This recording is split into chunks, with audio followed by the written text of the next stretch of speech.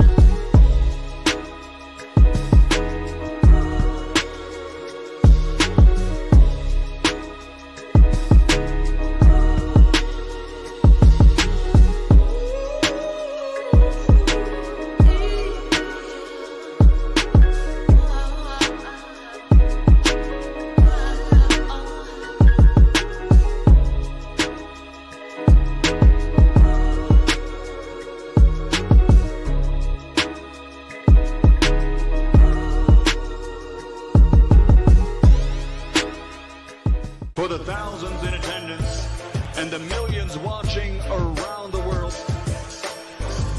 ladies and gentlemen, let's get ready to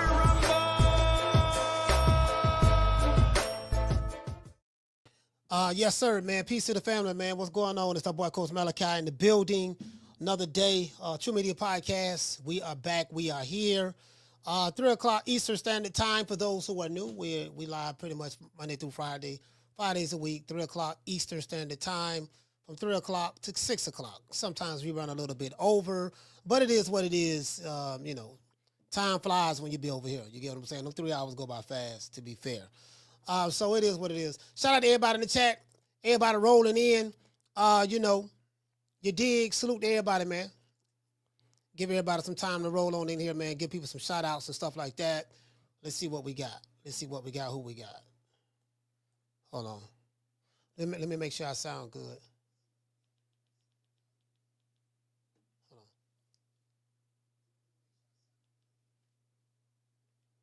Why I sound low?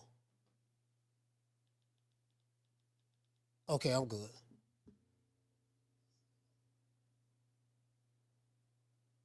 I think I'm good.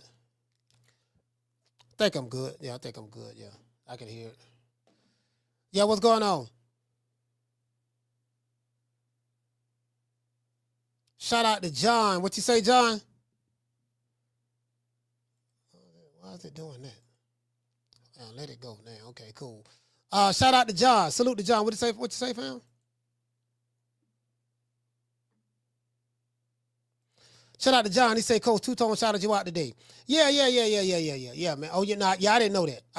Man. But shout out to Two-Tone, the superstar. I got to go to the barbershop, get trimmed up, man. I've been woofing it out for the past week or so. So, got to go get trimmed up tomorrow. Shout out to Unlaced Shoes. He say, blessings to the chat. Salute to you, fam. Smoke Dog in the building. Smoke Dog is in the building. Yes, sir. Big Smoke Dog. You know what I mean? C-Brand is in the building. Salute to you, fam. Shout out to Damian Mirage. Salute. Shout out to Daniel Agnew. Who else we have? WMS 702. Salute to you, fam. Shout out to Mr. Tyrone Winston is in the building. Tyrone is in the building. Who else we have? Rocky. I mean, not Rocky. I'm trying to say Rocky. Ricky. Shout out to Ricky. Ricky. I called you Rocky, man. My bad. Shout out to Highlight Space on the other channel. Salute to you as well. Let me see what the situation is. Okay, the situation over here, cool. Green Eyes P is here. Who else we have? The Boxing Menu Podcast. Salute to you. Shout out to La Jessica. Mr. G4L is here as well. Mr. G4L is here. All righty then. Wait, I'm gonna wait till we get about 100. Once we get over 100, then I get into the show. You get what I'm saying? We're not at 100 yet, but once we get over 100, I get into the show. There's a whole lot. A lot of stuff that I've been seeing. As a matter of fact, I need to move my camera over a little bit. I think that's what it is. Let me do this. Let me move the camera over. Move it over this. Yeah, I think that's it. I think that's it. Sometimes that camera be over, still moving a little bit because I touched it, but it'll settle in.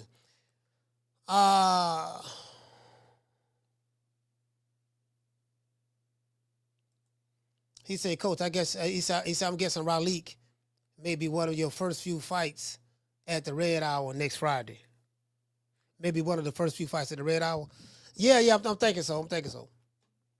I really don't know exactly where he at. What is his position, on the Red Hour card? I have no idea.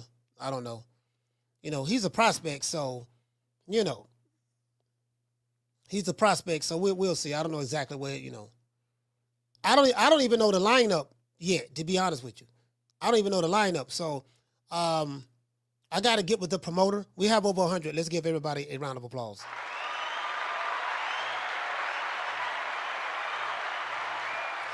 Yeah, man. Shout out to Unlaced Shoes in the building. Blow it up a little bit so I can see. Al Money is here as well. Shout out to Motorsports. Skinny Black is here. Drumming for Life is here. Drumming for Life. Shout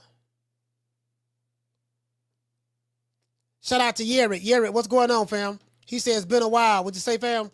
He says it's been a while, but I've been very busy helping my mom. Okay. Getting ready for a new son too. Yeah, man. You gotta family come first, fam. Family come first. You know what it is. You know what I mean. That's it's all about what your priorities are. Your priorities. You get what I'm saying, and you got to be intentional when it comes to your priorities. So I definitely understand that, fam. I get that. Anyways, man. Shout out to everybody. Hold on, let me see what's up. Yeah, shout out to everybody, man. It is what it is. Salute to everybody. Hey, let's get into the show. Now, is Teofimo Lopez right about the fans? What did Teofimo say about the fans? What did he say? Let me read this. What did Teofimo say? What did Teofimo say? And I said, you know what? I want to see what the people say about this. I want to see what the people say about this, right? Teofimo Lopez say, y'all, meaning you all, you fans, you boxing fans, y'all don't care about the fighters. You don't care about us. You don't care about them. You get what I'm saying? You know how we know? Look how y'all turned on Tank. That's what he said. Y'all turned on Tank. The prodigal son, the black messiah. Y'all turned on him. You know what? I can't even front. This is crazy, right? This is crazy. There are so many different ways that I can attack this subject matter, and it's very, very easy. It's going to be too easy. You know what I mean? It's going to be like taking candy from a baby. Yeah, it's going to be real easy. Anyways, let me read my opening monologue and get into the show. In a recent interview on the Porterway podcast, Teofimo Lopez gave young fighters some advice. The fans don't care about us fighters, and they don't care about you. Look at all of the love fans gave Tank Davis before his fight with Lamont Roach. And as soon as he got a draw, the fans turned on him. Before the media, he said before the battle, reporters were laughing at all of his jokes. After the fight, they were ready to take down this man, Gervonta Davis. People in the comments section are all over the place about what Teofimo had to say. Let's listen to the video clip to see if Teofimo has a point. Now, it's one mistake that Teofimo made, a crucial mistake. He said, look at what happened to Tank Davis. And he's making it seem like people criticize Tank Davis because he had a draw. Man, he had a draw. Man, he had a draw with doggone Lamont Roach. And look what they did to him. Sounds cute. Sounds real cute. The only problem is that's not what happened. True. That's the only problem. The only problem is that's not what that's not what happened. That's not what happened. And I'm going to break it down like a 57 Chevy.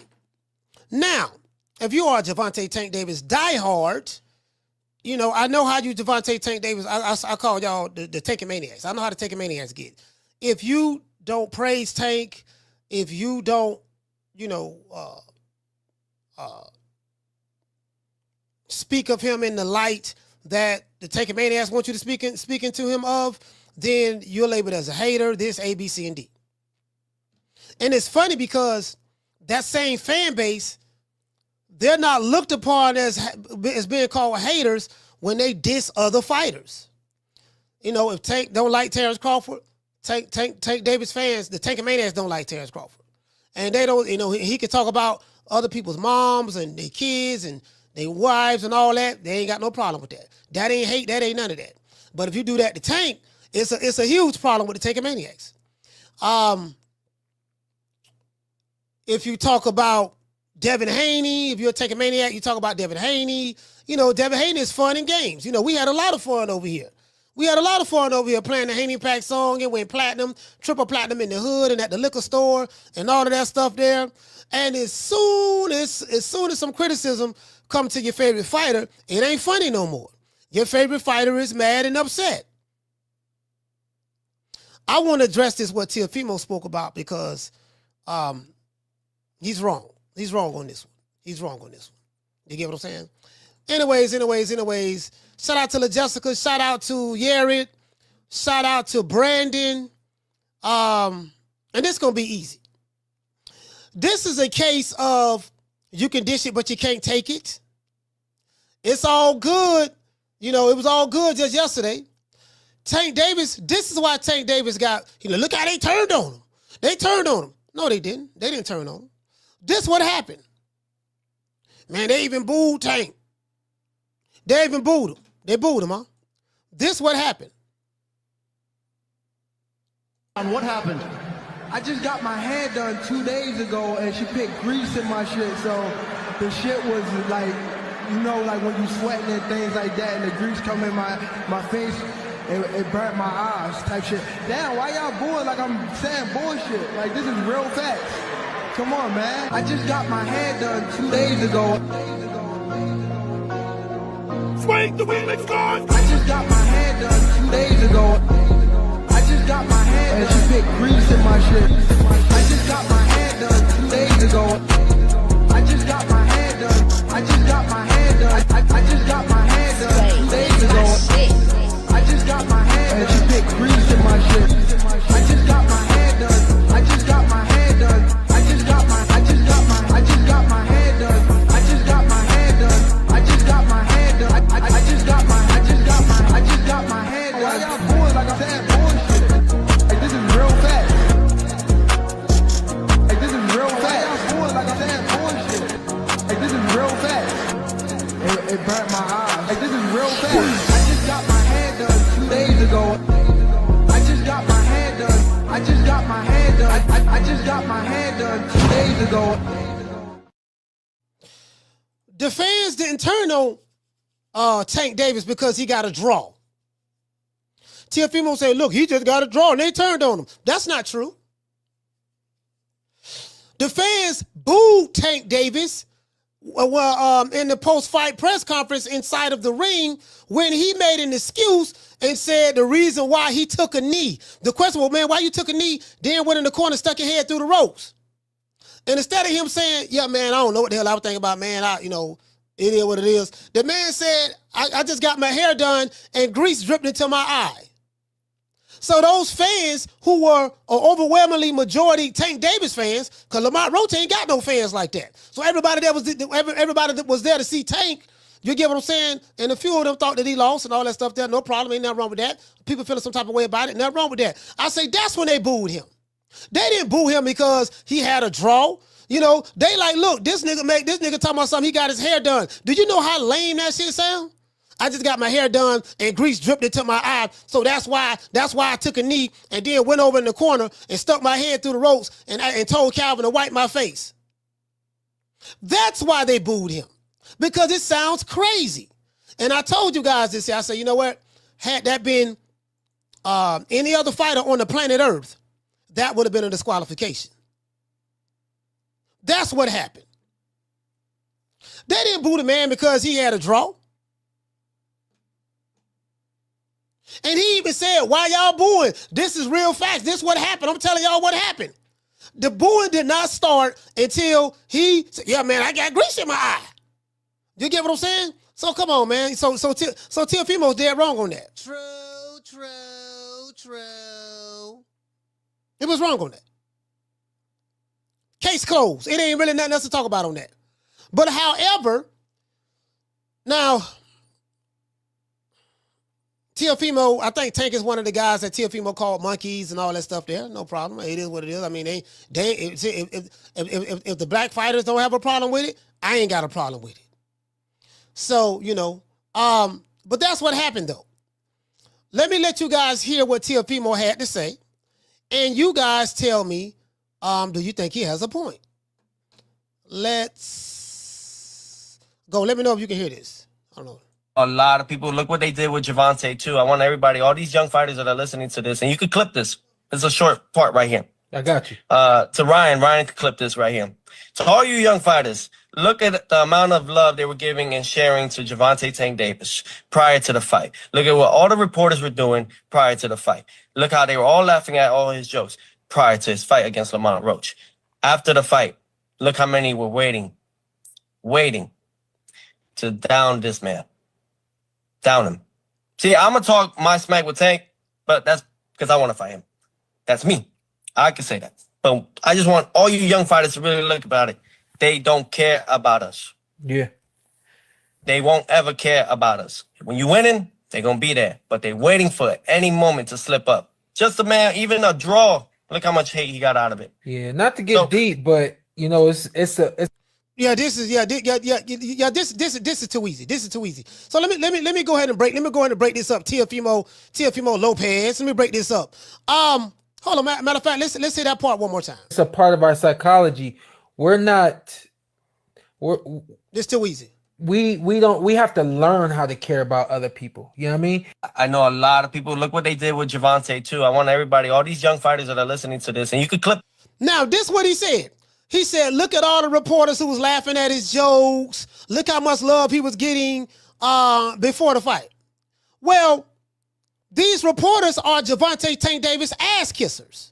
Those are the guys, anytime Tank say something, Tank is not a funny guy. He's not a funny guy.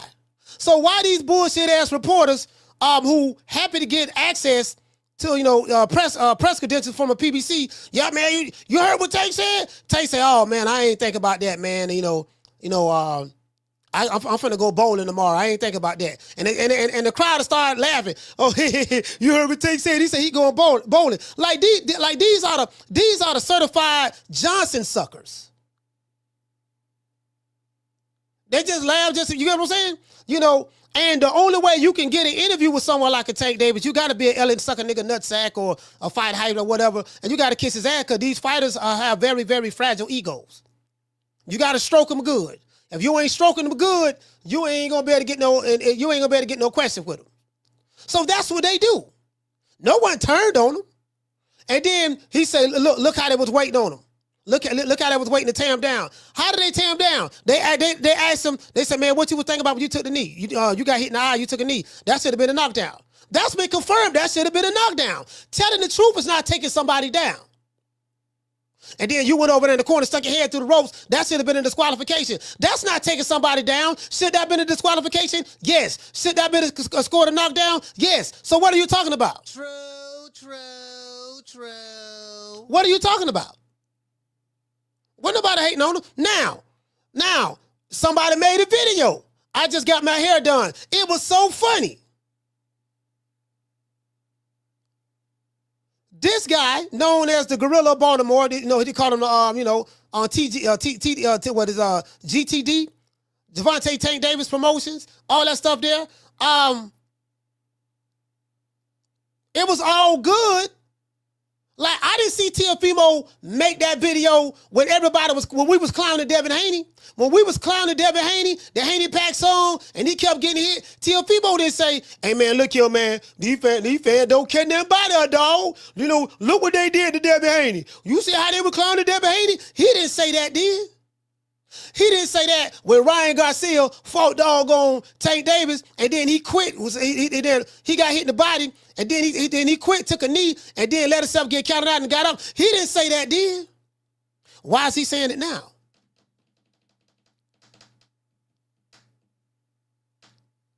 And people damn so clowned you when George Kambosos beat you. But guess why they clowned you? They clowned you because of this. We did it first. We did it first, and we motivate even the greats. This is different. You understand? We have Jennifer Lopez, we got Maluma, we have J Balvin, we have. So when I called him up, I was like, "Yo, what do you think? What do you think, Eddie? If we bring the belts together?" And Eddie said, "That shit is a good idea." I think the only person that can beat Canelo right now is like maybe 4 years or 5 years from now, my son. You know, like Triple G and Canelo and all these guys, they're bums, bro. They're bums. But once Teofimo became undisputed, look how many champions we got that's undisputed now.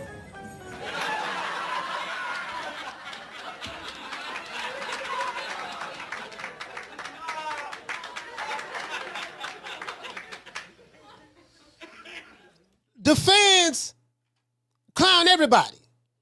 Don't nobody get a pass over here on my channel. I got Tank fans that don't like me, no problem. I have Devin Haney fans that don't like me, no problem. I have Teofimo fans that don't like me, no problem. I have Ryan Garcia fans that don't like me, no problem. I don't give a fuck. I really don't give a damn. Ain't none of these niggas off limits to me. Anybody can get it. Your favorite fighter, I don't give a damn. Coach don't give a damn. I'm just telling you right now, I don't care. You get what I'm saying? But yeah, they didn't turn on him for that. They turned, listen, they was criticizing him about that dumbass shit he said. Yeah, man, I just got my hair done, dog. That's why I took a knee. And what did I say? I said, you know what? I said, if Lamont Roach would have did that exact same thing, I wonder what Tank Davis fans would have been saying. We know what they would have been saying. So this, oh man, they turned on Tank. They don't care nothing about us. Well, guess what, nigga? You fighters don't care nothing about the boxing fans. It ain't no love lost, nigga. I'm not a part of the male groupie. I'm not a part of the male groupie organization. You get what I'm saying? Hold on. Matter of fact, I wonder why. The phone line's not open yet. I'll drop the phone lines. in a minute. I'm not a part of the male groupie association. I'm not. These niggas get, oh man, look, they talking about Tank. Nigga, you the same one that called Tank a monkey. The irony, the dude who called Tank a monkey is now talking about, yeah, man, look what they saying. Well, I just say that because, I'm just trying to get a fight with him. But outside of that, that's it. Oh, really? Let's continue. Listen, this shit like taking candy from a baby. This is a short part right here. I got you. To Ryan can clip this right here. To all you young fighters, look at the amount of love they were giving and sharing to Gervonta Tank Davis prior to the fight. Look. Hold on. As a matter of fact, Gervonta Tank Davis fans still do show him love. His fans have not turned on him. They love the draws Tank wear. Tank can fight Papa Smurf, them niggas gonna be there. That's how much they love Tank. He's the only black fighter on the planet Earth that ain't got to fight nobody and sell out an arena, and his fans are going to be happy as hell that he fighting nobody. So his fans haven't turned on him.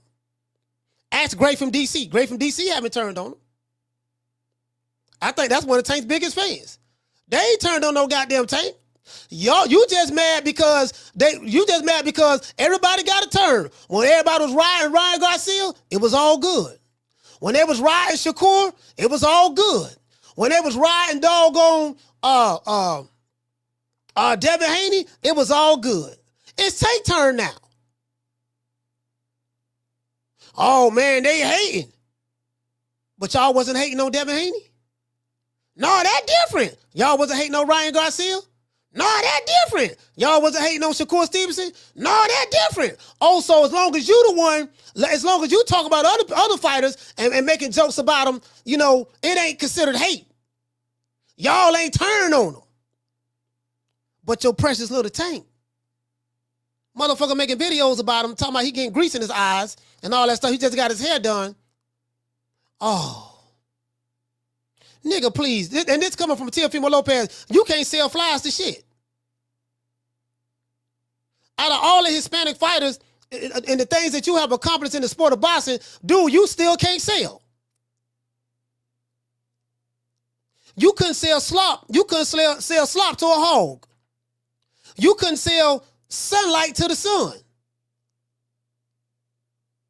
You couldn't sell rain to clouds.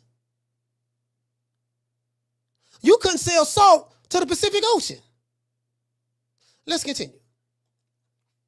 Look at what all the reporters were doing prior to the fight. Look how they were all laughing at all his jokes prior to his fight against Lamont Roach. After the fight, look how many were waiting to down this man. And guess what? Where they downed him at? Again, I'm not on the side of the reporter, but where they downed him at? Asking him a question about taking a knee and sticking his head through the rope, and then people believing that he lost that fight. It's the Gervonta Tank Davis fans that called me and told me, man, I think he lost that fight. It's amazing how now you the biggest Tank defender. The same motherfucker who called him a monkey. Now that's between Tank and Teo. Rich nigga problems. That's between two rich niggas. If Tank ain't gonna do nothing, shit, it is what it is. Catch me outside, so to speak, or whatever. Or catch him outside or whatever. You get what I'm saying? Anyway, let's go. Down him. See, I'm gonna talk my smack with Tank, but that's because I want to fight him. No. You gonna say that racist shit against Tank because you want to fight him. Let's put that out there. You gonna say the racist and bigoted shit against Tank because you want to fight him. We ain't gonna sugarcoat that. You might get a pass at them fighters, but you don't get none with me. Fuck you and Ryan Garcia. But let's continue. That's me. I can say that. But I just want all you young fighters to really look about it. They don't care about us. Yeah. And guess what? Y'all don't care about us neither. Let's put that out there. If you saying they don't care about us, meaning the fans don't care about the fighters, guess what? The fighters don't give a damn about us neither. So it's a love-hate relationship. It's fuck you today, fuck you tomorrow, and fuck you the next day and the next day after that. How many fighters went online and say, yeah, man, I don't care nothing about no fans. I ain't think about no fans. And, I ain't fighting for the fans. And we try to do what the fans say, this and that. So the fans and the fighters got a love-hate relationship. Let's put it all on the table. Let's put that all on the table right now. See, I'm not a part of the male groupie committee. I'm not. Your favorite fighter don't impress me. I don't care who he is. Whether he black, whether he Mexican, whether he Asian, whether he white. I'm not impressed with him. The dudes I'm impressed with, some of them dead and gone. The legends. Ain't none of these niggas legends in my eyes. They good fighters, but they ain't legends yet. You ain't done no legendary shit yet. And time will tell me who you are. I'm just calling a spade a spade. You get what I'm saying? Let's continue. They won't ever care about us. When you winning, they're going to be there. But they're waiting for any moment to slip up. Just a man, even a draw. Look how much hate he got out of it. Yeah. That man didn't get no hate. That man didn't get hate from that draw. The man got criticized because he said, I just got my hair done, and that's why I took a knee and stuck my head through the ropes. That's what they was attacking him about. Everybody was talking about it. Stephen A. Smith was talking about it. Club Shay Shay was talking about it. Everybody on the planet talking about this here because they ain't never heard nothing like this before in their life against a guy who's supposed to be the face of boxing. The face of boxing? Taking voluntary knees out to get hit in the eye? And then getting up, telling the referee, stop counting, go in the corner, stick his head through the ropes, and get his face wiped? I wonder what that referee would have done if Lamont Roach would have done that. Black privilege at its finest. When no racism or white supremacy there, can't blame the white man. So, it is what it is. It is what it is. Like this is too easy. I just blow this whole shit up within like 10 minutes. And not to get deep, but it's a part of our psychology. All right, so let's do this. Let's look and see what the people saying in the comment section, and then I'm gonna drop the phone lines. The Portaway Podcast, he say Teofimo Lopez keeps it real on how boxing media turned their back on Gervonta Davis. You mean the same media that he always give access to ask him questions? That media. So as long as they laugh and they kiki and laughing at his jokes and, oh, Gervonta, look at your hair. Oh, Gervonta, oh my gosh, look at that purse. And so as long as they also asking them softball questions, and then if they better not ask him about no other fighter name who they want to see him fight. So these same ass kissing reporters, oh, so now y'all mad now.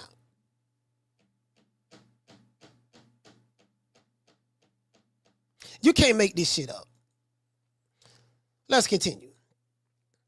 So he said he keeps it real. How the media turned their back on Gervonta Davis. What about Devin Haney?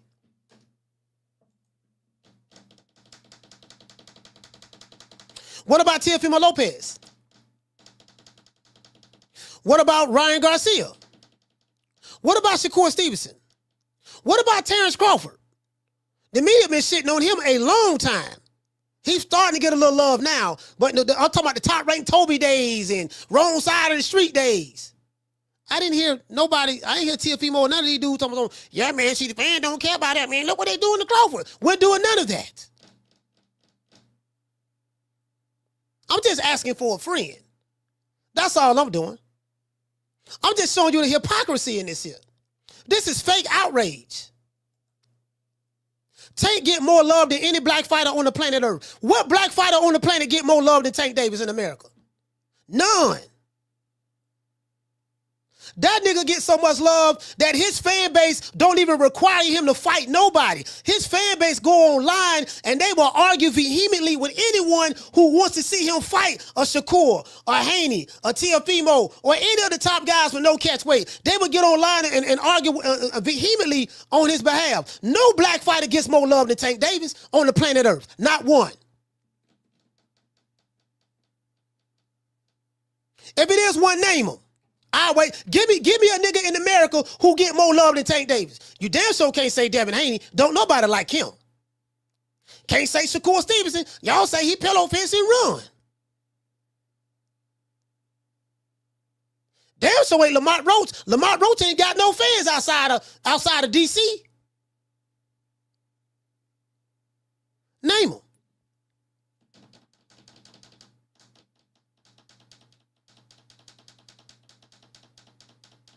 I'm just asking a question. You can't name them. So all this fake victimhood shit, fake outrage. Oh man, look at it. They turned on him. Nah, you just mad because ain't nobody kissing that nigga ass. And this is coming from the same dude, Teofimo Lopez, the bigot.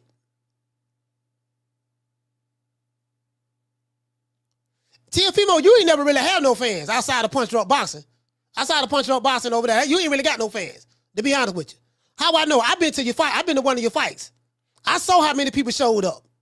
You fought at the Michelob Theater in Vegas. I was there.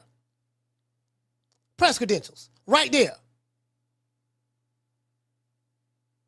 With nobody really there like that. You wouldn't be a draw if I gave you a pen in the paper, if I gave you a pencil in the paper and told you to draw something right now. If I gave you a pencil with a piece of paper, you still couldn't be a draw.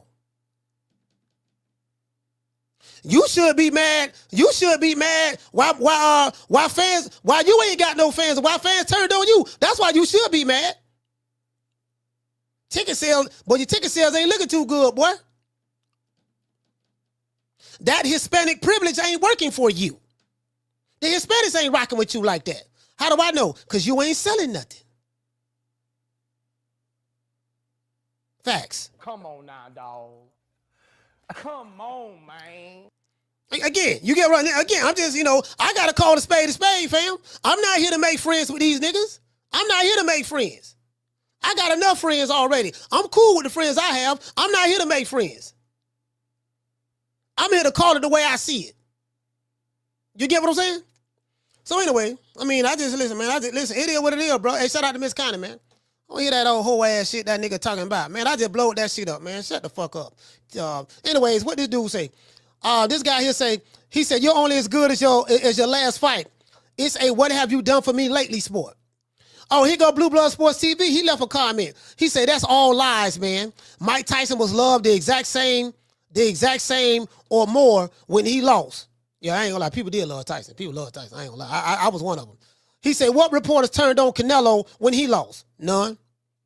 He said, when Holyfield lost, what reporters turned on him? As a matter of fact, Holyfield, they used to call Holyfield a warrior.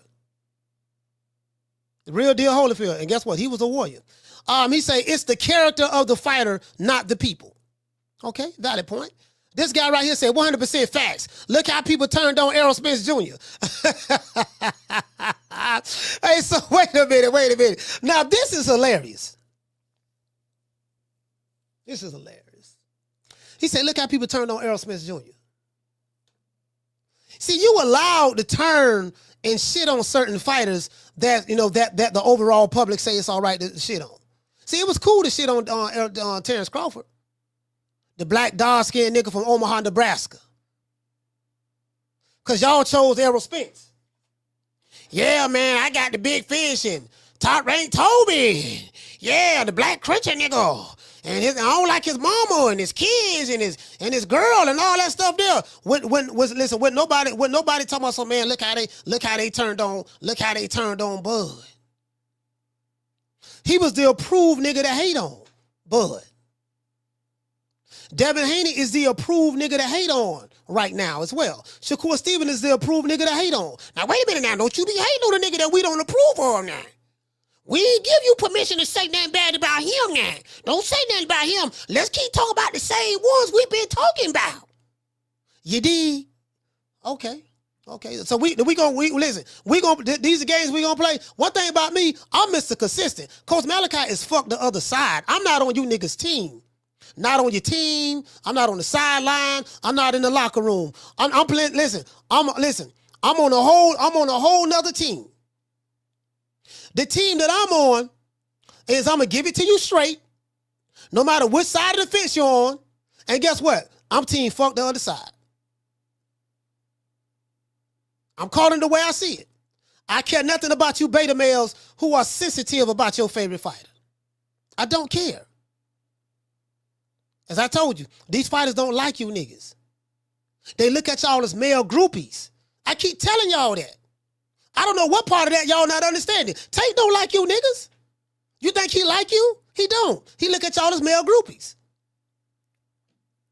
That's why he won't give you niggas interviews. He won't come on your platforms. He won't talk to you. Just want to throw that out there. Anyways, let's go here. This guy say true. He said the same happened with Haney. Had a close decision against Loma, everybody turned on him. He smoked Regis Prograis, everybody loved him again. Loses to Ryan, overweight in PEDs, and everyone hates him again. As if he's the one that tested positive. Valid point. But that's different. I get it. This guy right here, what's up, Miss Boxing Baby, she say he ain't lying. Yes, he is. He telling the goddamn lie. True. This guy say realest shit ever said. I just blowed that up. How was that the realest shit he ever said? I just blowed that up. Like, listen, I blowed the whole thing up just then. How was that the realest shit he ever said and I just blowed it up in 5 minutes? If that's the realest shit he ever said, he ain't said a goddamn thing. Because if you're going to say, look, the fans don't care nothing about us. If you lose, we're going to do A, B, C, and D. I said, well, the fans show no love. Gabe Rosado had 17 losses. The fans ain't turned on him. He had 17 losses, fam. Siete. He had 17 losses. They didn't turn on him. You get what I'm saying? I just want to throw that out there. Yeah, man, miss me with that bullshit. True.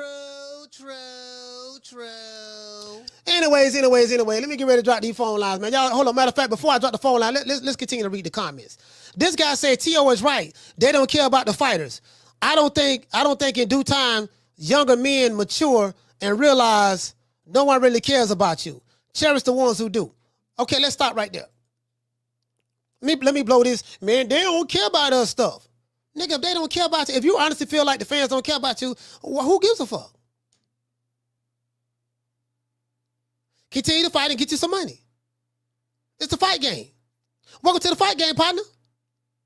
It's okay. What you looking for, love? You should have been a lover boy then. If you feel the fans don't like, man, they turn on us and all that stuff there. Welcome to the fight game, partner.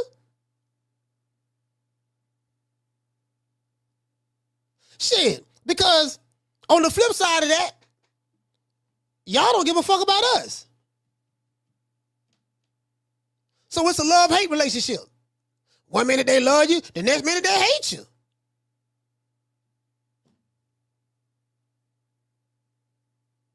But the context in which he said that was totally not true. He took that totally out of context. Only reason people criticize Tate because he said he just got his hair done and grease dripped in his eye. And everybody know that was some bullshit. Everybody know it. Even the diehard Gervonta Tate Davis fans, they may call the show and be like, no, man, Tate was right. You hate no Tate. But behind closed doors, yeah, that was some bullshit there, man. God, that nigga took a knee, man. I'm dying. Damn, dog. And forget the knee. I say he stuck his head through the ropes. What fighter on the planet Earth could have done that? A black fighter could have done that. Stuck his head through the ropes like that in the middle of a goddamn fight. Take a time out. So don't tell me nobody hating on him. He got a lot of love. He got love from the New York Athletic Commission. They gave him love because they damn so didn't reverse the decision. He got love from the referee. He gave him love. He started counting, stopped counting, and let him take a time out to do what he wanted to do. So don't tell me he ain't getting no love. Oh, he getting plenty of love. Anyways, let's look at this here. This guy said it's a cutthroat game. And oftentimes people forget that fighters are still human. See, this what get me with these crybaby ass fighters.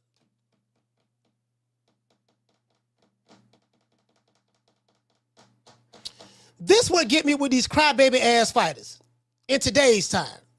These fighters in today's time, some of them, I can't say all of them, but some of them are some of the most cunt coochie-fied ass niggas I ever seen in my life. You'll never hear Marvin Hagler or James like Santoni, yeah, man, he they don't like me, man. Like James Tony didn't give a damn about what you thought about him. I'm finna kick some ass, tell your favorite fighter, I'm finna go over there, whoop his ass. They ain't care nothing about that. I didn't hear none of these niggas, Larry Holmes, and Larry Holmes got a lot of hate. Larry Holmes, one of the best heavyweights of all time, had probably one of the best jabs in the history of boxing. Larry Holmes got a lot of hate. Now he had issues with the media. Larry Holmes did. Facts. But these niggas be crying about shit that, okay, motherfucker criticizing you, dog, my nigga, this why they criticize you.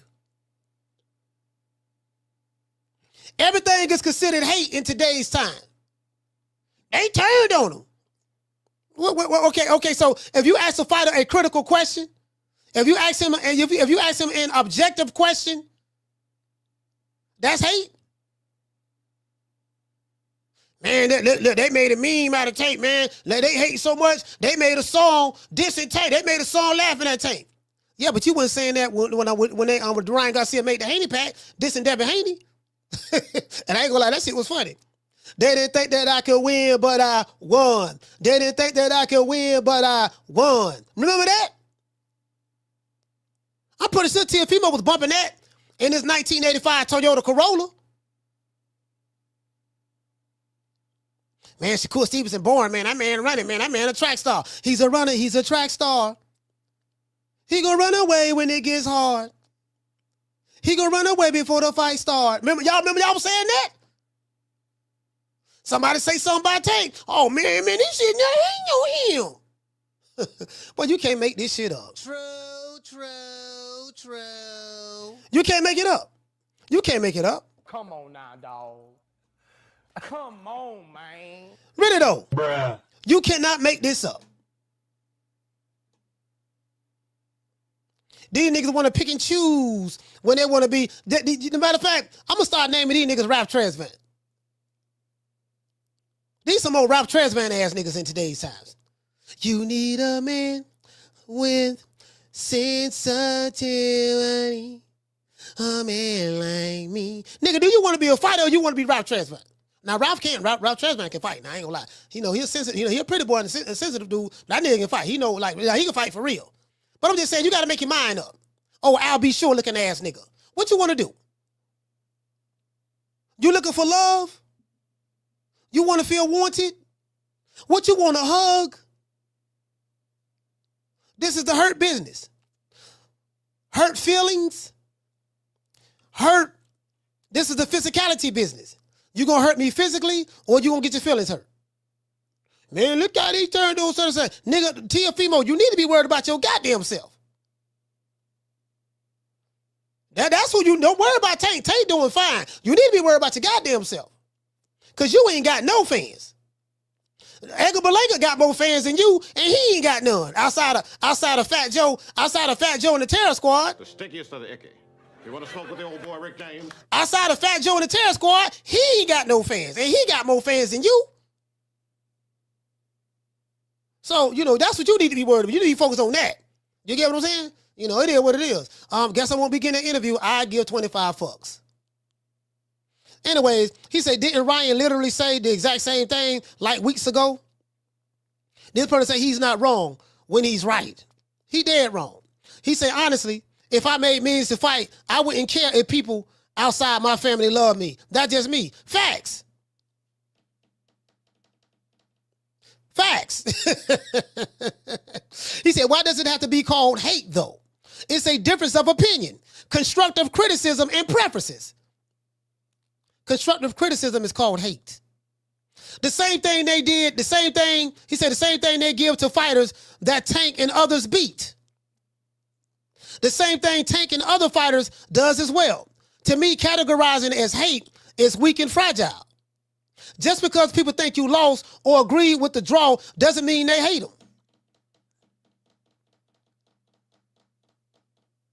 It was all good when they were laughing at Rolly Romero. Man, you saw what they did to Rolly Romero?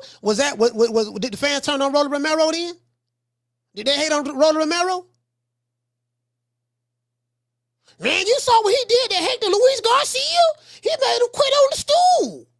Oh, y'all ain't had nothing to say about Hector Luis Garcia? Man, you saw what he did to Frank the Ghost Martin? He knocked the ghost out of his body. It was all good. When we were talking about Frank Martin, the Ghostbuster came through, knocked the ghost up out of him. It's funny. It's real funny. Anyways, y'all know what time of TI is. Let me go ahead and get ready to drop these phone lines. Let the people call in and tell me, what do you think? You want to talk some shit? Call me. Start some shit, bitch. Sup, fool? You gonna talk shit about me, homie? Where you from? Hundreds of niggas is waiting for your motherfucking call, and they all talking shit about you right now. Call the coach at 530-494-9636. We waiting on your bitch ass. Yeah, that's some bullshit. Yeah, that's some bullshit right there. That's some bullshit. I ain't, man. You know what I mean? I gotta call the way I see it, bro. Ain't nobody trying to hear that bullshit Teofimo talking about. Caller, what's your name? Where you calling from?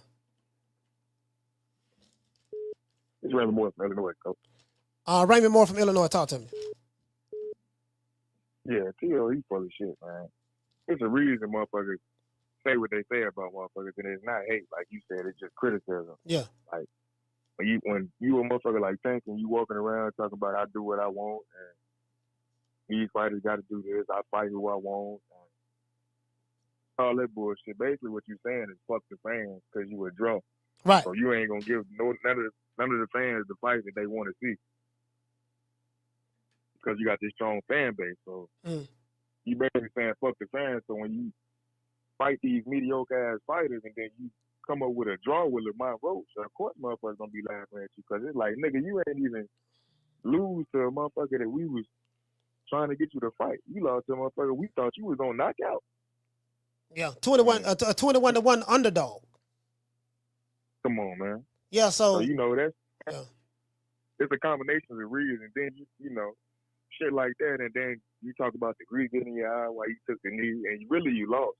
You got away with some shit, so niggas ain't really criticizing you like you think they is, and niggas like T.O. and Shakur, it's a reason they get criticism too. You know, T.O. he talked all that big shit about how he got undisputed first, and they just looking out for Devin Haney and Top Rank and keep the black fighters. But when the nigga sent you a contract, what the fuck you say? Oh no, I want $10 million. No, nigga, shut your bitch ass up then, cause you, nigga, if you wanted undisputed and wanted to claim it, you could have fought him for it. Same shit with Shakur. You know, Remember when Shakur Khan, when he walked in the ring after the Loma fight with Haney, and he was staring him down and shit? And you talking about in the ring? Social media was going crazy behind that. Yeah. But when a nigga sent you a contract, what you say? Oh, no, that's not enough money. The haters never sent him a contract, though. That's not true. He never got a contract. That's not true? No, he never received a contract. Oh, well. That's what they were playing. That's what he said. He said that they tried to give him an offer or some shit, and it wasn't enough. Mm-hmm. But, yeah, that shit, like, a lot of these niggas, they just be full of shit, and people be calling them out on it, and they think that is hate. Like, that ain't hate. Like you say, what Bud and Devin Haney been receiving, that's hate. That's my call, bro. All right, salute, fam. Yeah, it's all good. I mean, it's all good. Like this dude right here. Let's see what this dude right here say. This dude right here say Davis has been riding the gravy train and has been backed by PBC by PBC corruption and protective custody. He said nobody should take it easy on him. He needs to fight top fighters and takes the losses like a man. He won't last at the top. This guy say that's not what happened. The meat riding casuals just went away.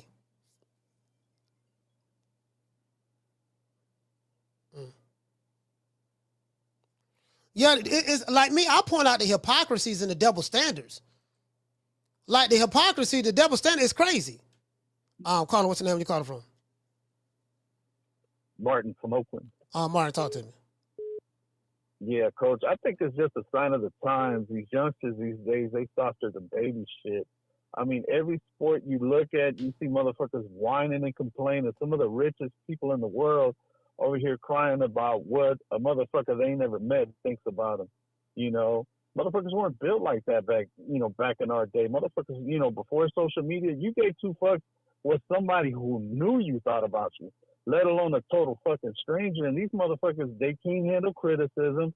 They put themselves out there and then, feel some type of way when somebody, criticizes or makes fun of them. Mm. You know what I'm saying? They got too many hours in the day to be on social media telling us what they eating, what they drinking, where they sleeping, who they hanging out with, what they driving, and they get mad when somebody, decides to hate on them or just doesn't like them for whatever reason, when in reality they should just keep all that bullshit to themselves or just not care at all, because, I mean, at the end of the day, who the fuck affects your bottom line, Coach? Nobody but you. You feel what I'm saying? And these motherfuckers, man, like, shit. I think Teofimo was projecting. I think he was projecting more so than anything now that I think about it, because he ain't really got no fan base like that. So he probably like, man, they don't care nothing about us. Nah, nigga, they just don't give a damn about you. You ain't got no fans like that, Teofimo, so you projected. Tank gonna be all right. He got his fan base love him. He can't do no wrong in their eyes. They may criticize him a little bit from time to time, but he still got his fans. They haven't went anywhere. Yeah, I mean, I'm sure it drives him crazy that, had he been born Mexican, with his, accomplishments, it'd be a totally different story. But because he's Honduran and he on the East Coast, I mean, I don't know what the ratio of Hondurans out there in the East Coast is, but out here, like, the way people think about Mexicans or whatever, a lot of them cats, working Home Depot, whatever the fuck, that's them Hondurans and them Central American cats, not to disparage them or nothing, but they're like a poor, humble, fan base. They ain't got that type of money to be hitting up fights or whatever the hell. They mostly over here on the West Coast. So him fighting almost exclusively on the East Coast ain't doing him no type of favors. If he was Puerto Rican, maybe he'd be on Xander Zaya's level, who, to this point ain't won shit neither, but it will make a whole difference. And, he's just basically looking at everybody else making more money because, they got better management. You know what I mean? You got Shakur, Keyshawn, all these cats is eating way better than him. And, that shit has to drive his ass crazy. He's like, man, not only am I not making money, ain't nobody coming to my fight. So I feel his pain, but, it is what it is. All you can do is handle your business in the ring. You know what I mean? Shit ain't going to fix itself. He got to, show and prove. And until then, things are going to stay the same for his ass. Yeah, for sure, man. Shout out to Martin, man. Old time, man. Salute, fam. All right, Coach. Your point well taken. Yeah, I think now that I think about it, I think Teofimo will project. Yeah, man, the fans, they don't give a fuck about us. No, they don't give a fuck about you. They love Tank. Tank fans ain't going nowhere. They don't give a fuck about you. You get what I'm saying? You ain't getting no love nowhere. You know, like literally. Listen, I don't hear nobody in no barbershop talk about doggone, and I go everywhere. Talk about Teofimo Lopez. Yeah, man. You know, hey man, what you think about Teofimo? Ain't nobody. They ain't talking about you.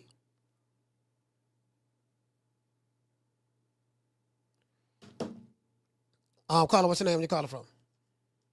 Hey Mo, we good with you, man. You know my slogan. Fuck 'em. At the end of the day, Tio did it to himself.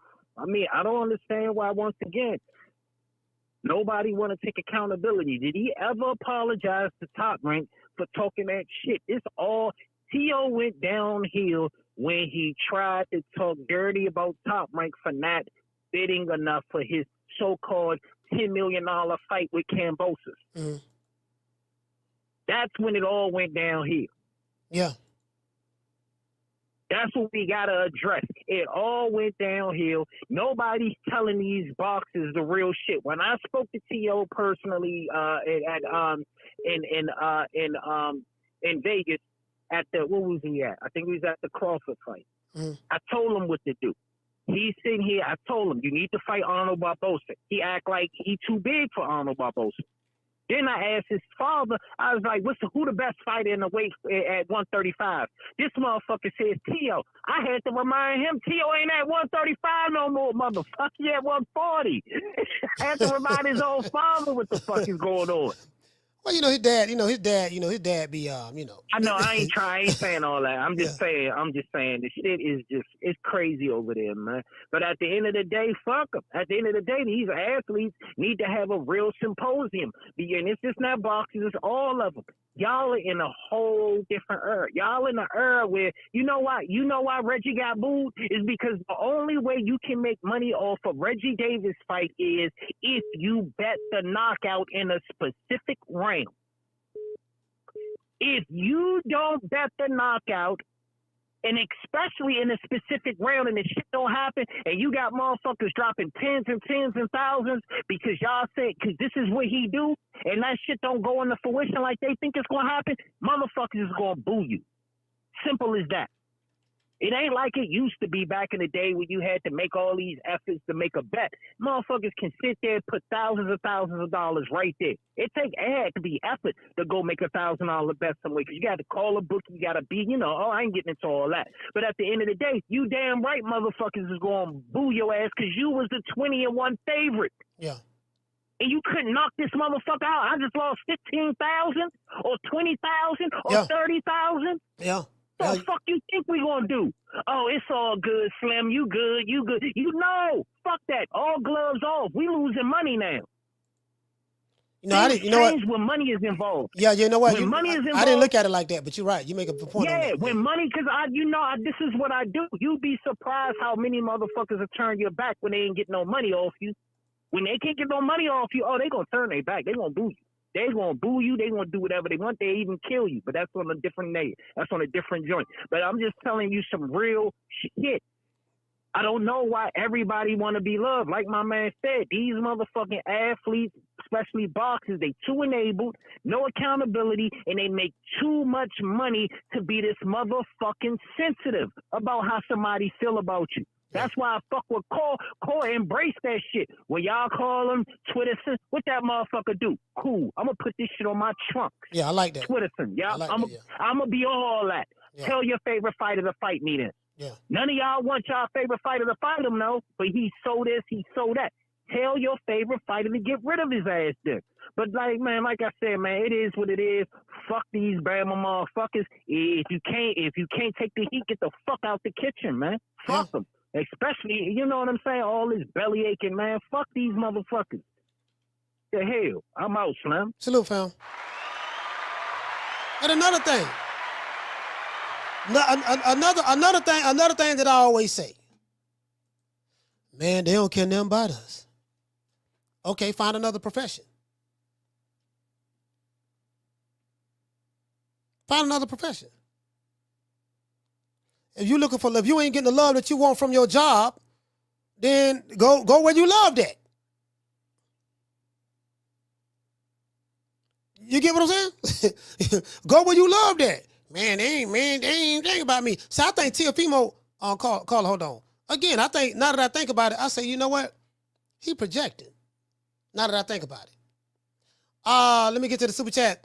Today's show has been sponsored by Mike X. Hey, okay. We're dropping that half for, bam, hundo on your boy. Hey, Leroy.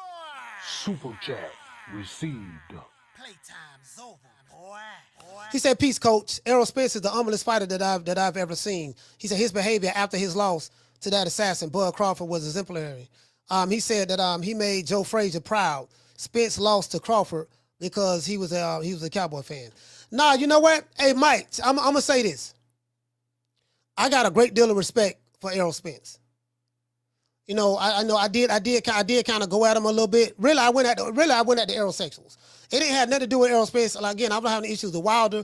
I don't have any issues with Spence. It was these male groupie fans who was coming over here threatening me, saying, you better kiss his ass, you better not say this and that. And I'm like, dude, so I had enough. You know, cause again, enough motherfucker come at me. We believe in digging ditches, toe tagging the body bag, and that's what we do over here. So, but me talking to Bud, Bo Mac, Coach Red, bro, let me tell you something. I was at Bud house, his mom house. We was at his mom house this particular time. After the Spence fight.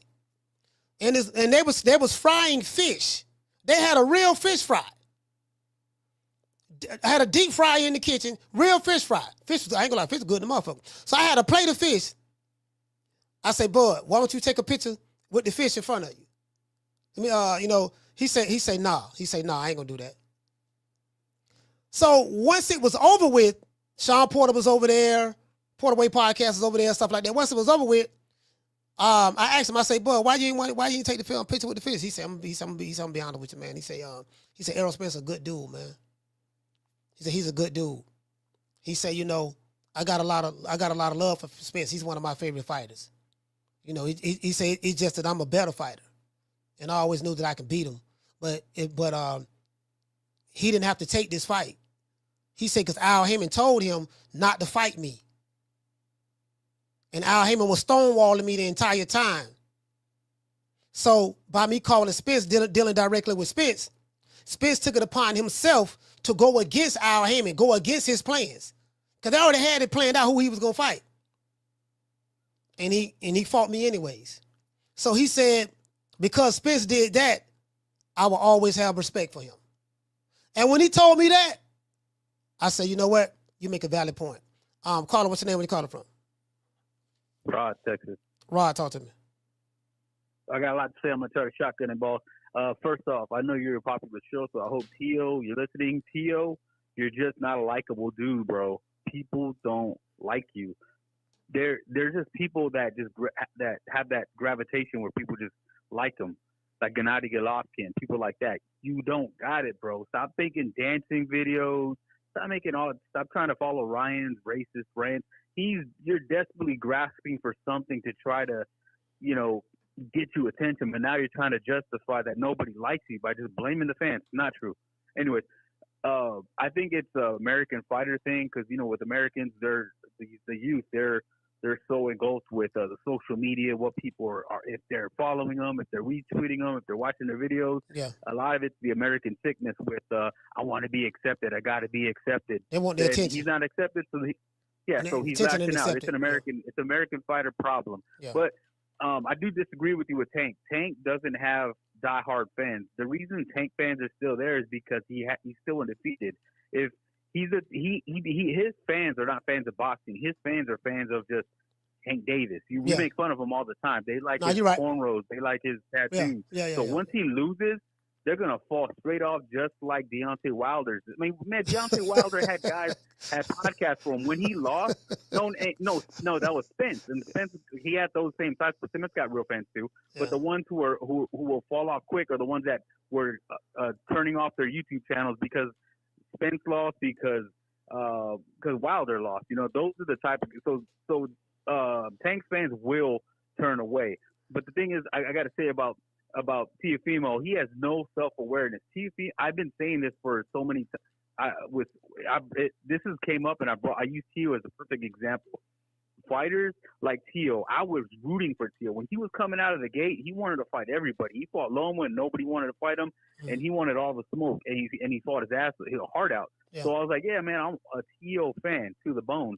But then what does he do? He turns around, turns into a diva, does stupid stuff, starts turning down fight dates. Yeah. And so they can't expect us to just, okay, we're riding with you 1 minute, so we'll ride with you no matter what dumb shit you pull next. Yeah. Because that's what he did. And it's like the WWE. When I was growing up wrestling, Hulk Hogan was a good guy, turned into a bad guy. Same thing with fighters. If they do good things, we're going to praise you. If you do bad things, I'm sorry, bro. Like, people, like, the stuff he's doing, the racist stuff he's doing, the turning down fight dates like he's doing, blaming people, just trying to just be a copycat, trying to latch on to Canelo's team just to try to get some of that fan base to get him. And 1 minute he comes out with Ecuadorian flag or no, I forgot what flag he had. But then the next minute he comes out with a Spaniard flag. You know what I mean? So it's just, this dude is all over the place. Yeah. He's desperately looking for acceptance. But Teo, you're just not a likable dude, bro. Nobody likes you. Just fight your heart out. Fight the fights you want to see. Shut your mouth, and people might like you. That's all I gotta say, Coach. All right, salute, fam. Yeah, it's like again, bro. Like, now that I think about it, I'm like, you make a valid point. Tank fans, they like Tank. They're into Tank. Not necessarily boxing. I forgot all about that. Like, yeah, they fucked up about Tank. Like, a lot of the guys who are in boxing now, they're more in love with the personality of their fighter more so than boxing itself. And I get it. I understand that. Carla, hold on. I get it. I understand that. There's nothing wrong with that. If that's how you feel, if you into him, you into him. Fine. But nobody is untouchable in the sport of boxing. Nobody is untouchable. Anybody can get it online. That's just how it is. If you feel that they love you today and hate you tomorrow, like Teofimo. People turned on Teofimo because he got drunk after the Loma fight. His dad was talking about, we undisputed. I know y'all remember this. We did it first, and we motivate even the greats. This is different. Bruh, just imagine. This man, when the night that Canelo Alvarez beat Caleb Plant to become the first undisputed super middleweight champion of the world in the 4-belt era, Canelo did that. Teofimo and his dad thought it was a good idea. Come here, son. Come here, son. Come here, son. Come here. Yeah, Dad, what's going on? Come here, son. Listen. We finna go. We finna go to Canelo fight. We finna go see Canelo. We're gonna take a picture with Canelo. Let's bring the belts. You the first one that was undisputed, baby, and now Canelo was undisputed. So that's what he meant by we did it first, and we motivate even the greats. He's saying that they were the ones who motivated Canelo to go to fight for undisputed because they were undisputed when they beat Lomachenko. People looking at this fool like, wait a minute. One, you ain't undisputed. Devin Haney got the belt that you need to become undisputed. The French fries belt doesn't count as undisputed. You know how I know? Where the French fries belt at now? The French fries belt, it doesn't even exist anymore. Do anybody know where the French fries belt at? The same belt that Teofimo said that made him undisputed, where is that belt now? Where is it? Do anybody know where it's at? Carla, what's the name you called from? Jamie from New York. Jamie, talk to me. Coach, do me a favor, please. I like you to show this to the people. While I give you my take, look up Roger Mayweather versus Livingston Bramble. It's only a 2-minute and 31-second video. I want you to see Joe Cortez's reaction when Bramble turns his back on the fighter. And also his corner jumped in the ring. Bro, again, back to Tank, he should have been disqualified, man. Look that up, Coach. Anyways, so we got Teo playing victim. Coach, listen, man. The more I hear Teo talk, the more of a fool he sounds to me, man. And I'm beginning to think this guy's not very smart, Now Teo is talking in Tank's behave. I think that's crazy, man. We the fans, we ain't stupid. We saw what happened, and for Tank, making all these excuses instead of giving Roach credit, made it worse. His own people were booing him, right? So to Teo, he's the least, like, among all the fighters around that weight class, he's the least likable. You know what I mean? He has no fans, bro. You know, and I tell people, like, why don't you tell us your white people don't fuck with you? You know what I mean? He's trying to be it sounds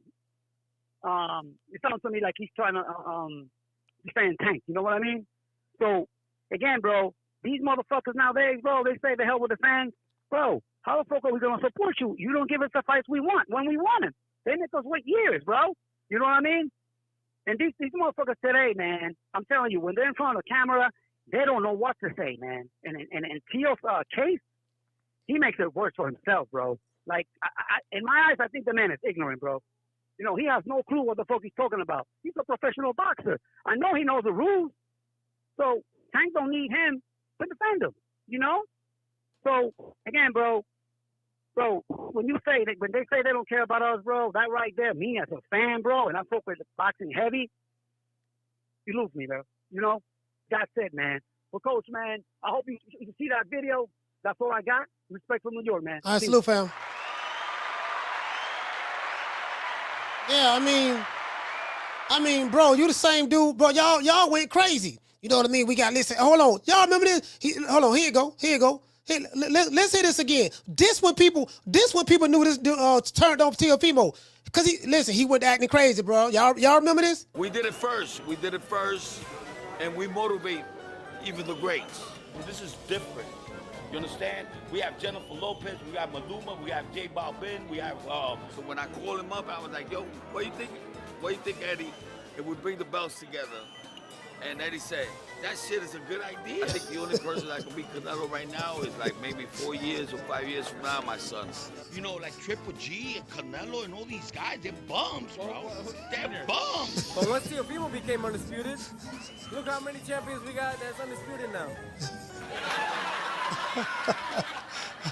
See, hey, well, how about when I spoke to Eddie, I said, you know what, Eddie, why don't we just bring the belts together? And Eddie talking about Eddie Reynoso, and Eddie said, that shit's a good idea. That's a good idea. Shout out to Curtis Robinson. Curtis Robinson say, Coach, I think Tank should not pay Roach more money. Why do you think that? Why is that? I mean, it's your opinion, but, Lamont Roach feels differently. Caller, what's your name? Where you calling from? What's up, Coach? I can barely hear you. You sound real low. I said, what's up, Coach? Let me say something about Tio. Let me say something. It's great, man.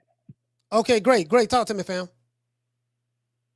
Yeah, now I want to say something about Tio, Go ahead. I'm on the air?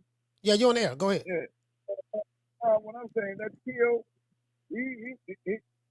that Teofimo guy, man, he get himself to belts, man. He get the showing off and shit, talking shit.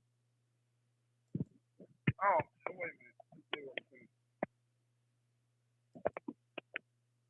Can you hear me now? Yeah, I can hear you a whole lot better. Oh, yeah. That motherfucker Tio, he always talking a lot of shit when he get himself through belts and shit. Then he cry like a hoe when he lose a fight. You know what I mean? All he want, all Tio want is a bag, man. That's all he want. Mm-hmm. There's nothing wrong with him wanting the bag. I mean, I think all these fighters want a bag. The only problem is He asked for ridiculous kind of money, man. He don't bring nobody in them seats or nothing. No, he don't. He don't bring nobody in them seats, man. He'll ask, say he's supposed to get a couple million, stuff like that. He'll ask for $10 motherfucking million. Shit like that, man. That man crazy, man. And then, he always get the showing off, Yeah, but he want a bag, but his bag is a little too ridiculous, though, man. Fuck, you think he gonna get a bag like that? 10 million, 9 million, and all that kind of shit. Man, come on. People do offer him, man, fighting all that kind of shit, man. He get to talking about people, man, Then he get to talking about, I don't want to fight no black fighters and all that shit. You know what I mean? And, you know, then he go on his little rant talking about us and all that kind of shit. You know, and then these little faggot motherfuckers won't say nothing to him. You know what I'm saying? He gonna keep on. He gonna keep on saying shit like that. You know, calling us monkeys and you want the watermelon, the bananas and all. Man, you know what? That shit will go all the way through my soul, man. You know, that little motherfucker. And he, you know what? He goes back and talks shit about, man, I ain't thinking about none of them black motherfuckers. You know, they don't say nothing to me. The same way Ryan Garcia might say. Yeah. You know what I mean? When they get around his little crackers and shit. You think them niggas don't talk? I mean the black fighters ain't saying nothing, so you know, I mean it is what it is. I mean Buzz stepped the Teo, but they ain't saying nothing. I mean they cool with it, so all I want to say, Ryan, he my friend, you know, Ryan just being Ryan. And all that old crazy shit. Teo, you know what I mean? He run around, you know what I mean? 1 minute, the motherfucker, he want to be all right, then he insane, you know. You want to talk about some motherfucking medication shit, you know, depression shit.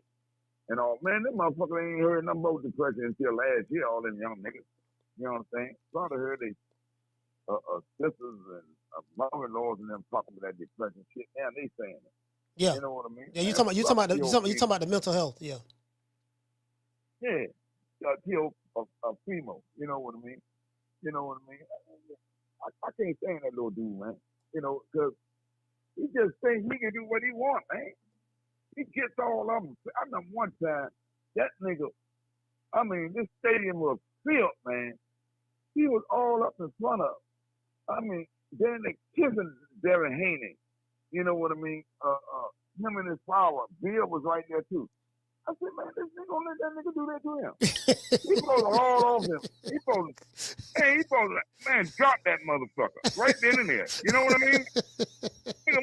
One thing about you got too close to me, motherfucker. You know what I mean?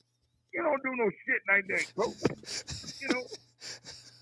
I don't know if they think they gonna get a big fine or something. I don't know what they scared of, why they won't say nothing or do nothing. Not one of them niggas, man. You understand? But them dudes is wrong, man. You don't run around there and just talk about nobody like that, man. No, that's us, you know what I mean? Giving them motherfucking 1930 jokes and shit, you know what I mean? That blackface shit and all that, man. Man, fuck that shit. Hey, great. All right. You know. Hey, great, man. All right, man. I got other people calling. Damn, man, I ain't saying nothing but two things. What? Greg said, "Damn, I ain't saying nothing but a few things." What? Well, go ahead. I'll let you go 5 more minutes. Go ahead. You sure call him and get him on the phone, man. That's what you sure do. Nah, Teofimo? Can you call him? Oh, no. I don't know that dude. I don't know that dude at all. Yeah.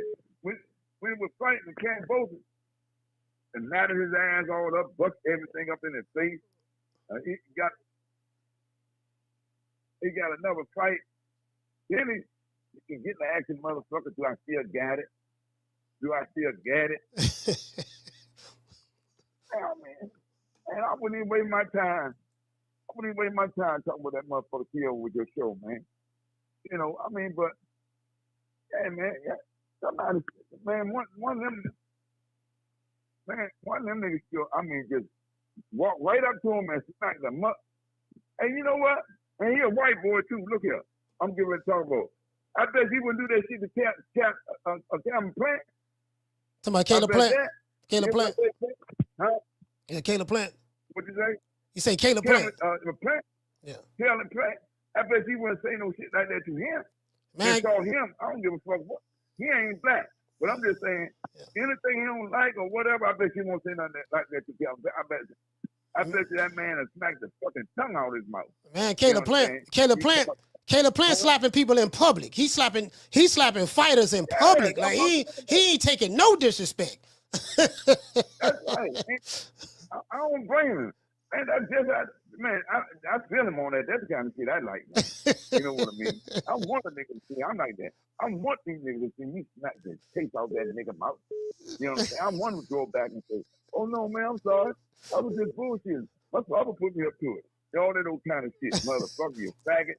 You let a motherfucker disrespect your father, nigga. I don't give a fuck what you did. You don't let no nigga do that. That's how I hear. You know what I'm saying? You don't let nobody do that. I hope he's listening. You think that nigga listening? I don't know. He might be. It might be one of his fans might send him a clip of this show and send it to him. If a nigga like him talking about he going to the fight and he want to see who I am, man, I kept the train of that motherfucker. Motherfucker, you think I'm bullshit? No. I'm telling you, I do what I say. Look, that nigga, I ain't never like that boy there. I never like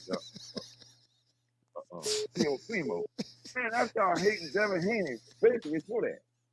You know, I said they was right there. I think it was Madison Square Garden. Right, man, he down there looked like he was kissing that nigga, Devin. You know, calling that nigga, fuck you. He called him personally a nigga. You ain't see that? You ain't see that, coach? Yeah, I know what you talk about. When they had it was on the DAZN card, and it was Bill Haney, Devin Haney, Teofimo, and his dad. I know I know what you're talking about. I know he was sitting all in his face while he was talking. I mean, he got up there and called that nigga right in front of his face, now, nigga, all that kind of shit. You know what I mean? Oh, Bill reached out there and told him, okay, is it on? We shake hands and we agreed to it. And they shook some motherfucking hands. I say, look at you two cow motherfucker. Man, I'm saying, that's Bill Haney. He's a big motherfucker. Boy, he just talks shit. He is a bitch for real, man.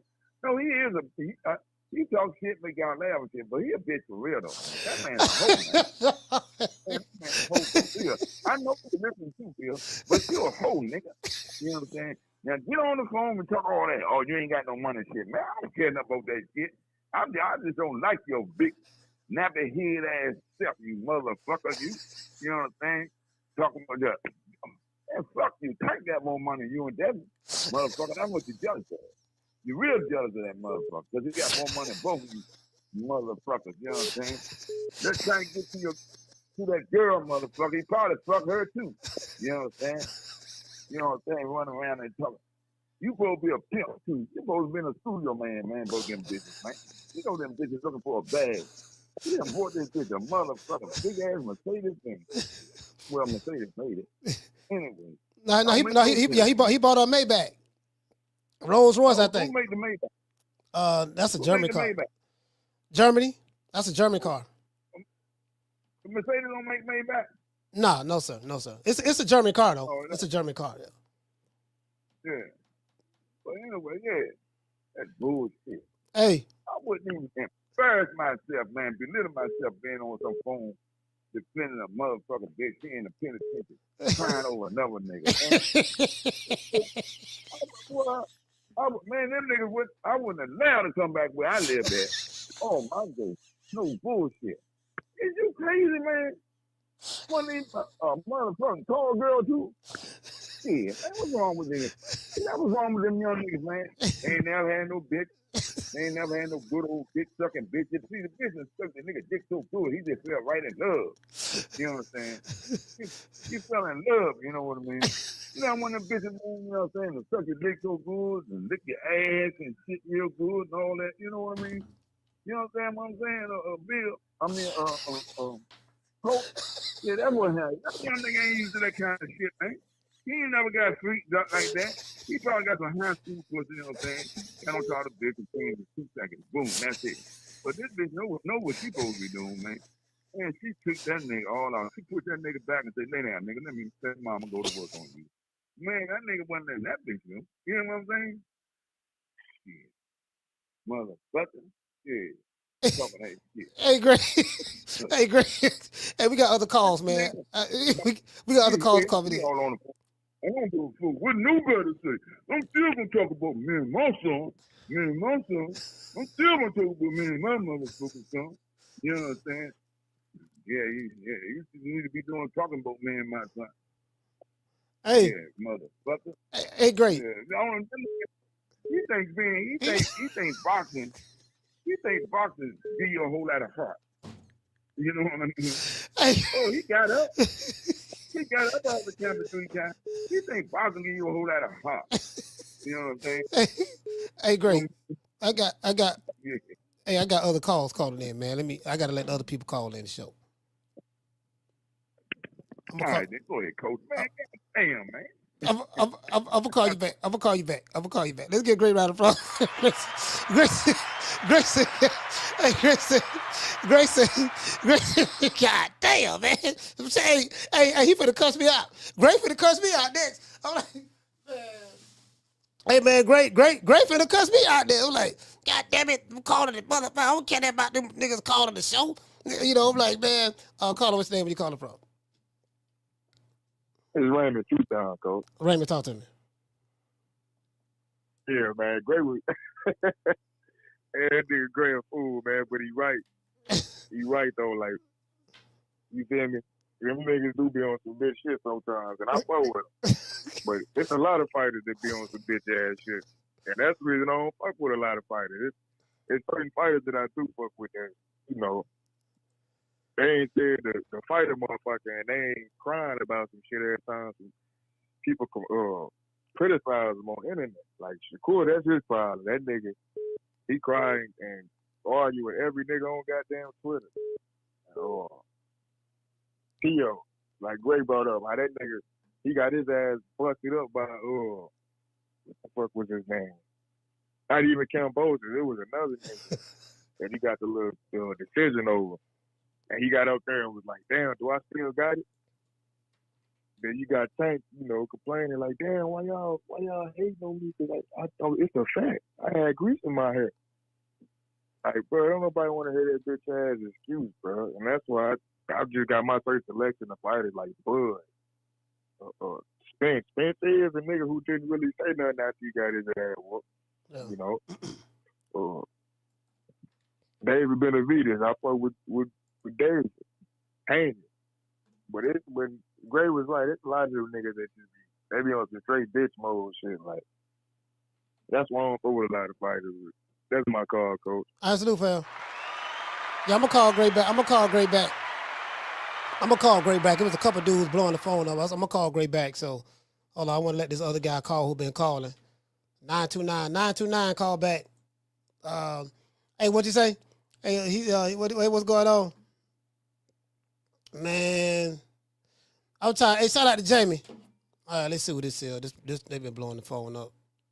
Then I'm gonna call Gray back. If y'all can't bring it, I'm calling Gray back. I'm calling. What's your name? You calling from? Yo, what up, Coach? Damien from the Bronx. Damien from the Bronx. Talk to me. Hey, what up, man? Yo, it's good, Coach. Yeah, you got to go back to when Teofimo lost to Cambosos. That's when he lost a few fans he had when he was so delusional. Hello? Yeah. I hear you. I hear you. You say go back to when he fought. Yeah, go ahead. Yeah. I'm sorry. Yeah. When he was delusional, when he asked him, he was like, "Yeah, I won the fight 11-2," and then he went back, and then Teofimo was smiling in his face, laughing in his face. Cambosos. You know what I mean? That's when he lost the last little fans he had, man. Word. And then there's a difference between fans and like the groupies, like you said, man. Because I'm a fan of Team Crawford. You know, I like Bomac. Now I'm following his young fighters. You know, Lester Martinez, the other young tall boy. They got Lolo. So it just depends. You know what I mean? But it's the difference between the groupies, and it's the same with these fucking podcast dudes. I fuck with you because you know what I mean. You've been out there. You fuck with Bomac and them cats. You know what I mean? Real recognize real. You know what I'm saying? So just respect to you, Coach. Keep up the good work. All right, salute, fam. Shout out Damien from the Bronx. Let me call Gray back, man. Let me call Gray back. I don't want him. He was kind of hot. God damn, man. Gray. I think Gray want to vent. See, Gray want to vent. We got to call Gray back. Let me call Gray back. Let me call him back, man. Fuck it.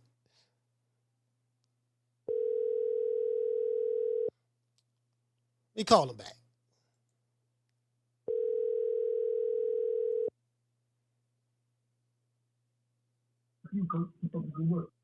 Fuck is this? Gray, what's up, man? This Coach. Oh, what's up, Coach? Yeah, man. Listen, man. I got your back, man. Go ahead, man. I got your back, man. You said that we were talking about Teofimo, then you went to talk about you ain't like Bill Haney. Why you brought Bill Haney name up? We talk about Teofimo. But hey, Coach, you got now, man. Both my granddaughter want me to take them get some oxtails, man. I'm going to get me some oxtails, man. Yo, you finna go get some oxtails? Yeah, man. All right. I'm going to go up and get some oxtails. They told me, boy, I'll be back in about 40 minutes. All right. I'll talk to you. All right, shout out to Gray, man. Gray said he finna go get some oxtails. Hey, Gray, the Gray, you get what I'm saying? Gray finna go get some oxtails, man. It is what it is, man. The oxtails is pretty good. I like oxtails myself. That's Jamaicans love oxtails. Like goat, goat soup. Y'all ever had any goat soup? You want to get some good oxtails, go to if your mama, if your mama make good oxtails, of course you go to mom's. But if you want to go to a restaurant, the Jamaicans got some good oxtails at the Jamaican restaurant. You get what I'm saying? Shout out to Tina. She said, you ruined the moment, Coach. He's sad now. Well, he got to go get some oxtails. It is what it is. I get it. You know what I mean? Yeah, man, but I'm just saying, bro, he said he don't like T.O. He said he stopped liking Bill Haney and them, Devin Haney, because he said, man, this man was calling you nigga all in your face and you ain't do nothing. The man was he was so close he could have kissed you. He probably was spitting in your face and you ain't do nothing. You get what I'm saying? And he said, man, that's what I knew right then. Bill Haney was old bitch ass nigga. He said, I hope he listening. Hey, you think T.O. listening to the show today? You know what I mean? I said, I don't know. He might be. Yeah. And what about Bill? I'm like, man, Carla, what's the name you called from? What's up, Coach? It's Mark from Jersey. Mark from Coach, Jersey. You gotta let Greg get his oxtail, man. You know what I'm saying? it was hilarious when he was talking and you say you had all the questions. You like, damn, like you want to continue talking, like yeah. You know what I'm saying? Hilarious. You sure he's not? That's not Casino Life Fred's grandfather or something? I mean, yeah, I'm pretty sure that they don't know each other. No, it's hilarious. It sound like that it could be related. But Coach, I mean, I don't know what to say about Theo, man. Theo be making up stuff. Like he trying to say that the fans of Tank are acting like that because he had a draw like this. It's not even that because he's trying to make it seem like it's the same situation between him and Tank. The situation with him is totally different. Like he was acting crazy, delusional. Yeah. Like he like when he lost to Campbell, he was saying a whole bunch of crazy stuff, and then he in the middle of the fight, like after this guy fight, he talked about he still had it, and they try to go back on that situation too. Like it doesn't make no sense. Tank is in a situation and somebody just pushed back on him, and it came out. You know what I'm saying? Like the bully got bullied. Basically, that's basically what happened. So it is what it is. You know what I'm saying? That's my call for the Coach. All right, salute, fam. Yeah, so, bro, Gray said, yeah, man, and and that old woman he got. See what it is. See, he ain't never had his Johnson suck like that, and each other. I can't repeat what he said. Well, bro, he said, yeah. See what she did. He ain't never had that like that. So hey,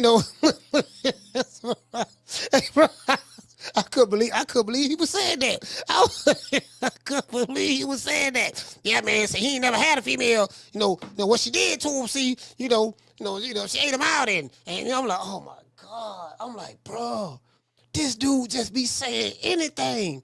Carla, what's your name? Where you calling from? Coach, what's happening? You hear me? Yes, sir. What's your name? Where you calling from? This Reese from East Oakland. Reese from East Oakland. Talk to me. What's up with you, bro? What's going on, fam? All right, so with this T.O. shit, right? I kind of feel like, I mean, he kind of trying to play the But they picking on me, bro. Like, oh, they don't like me, this and that.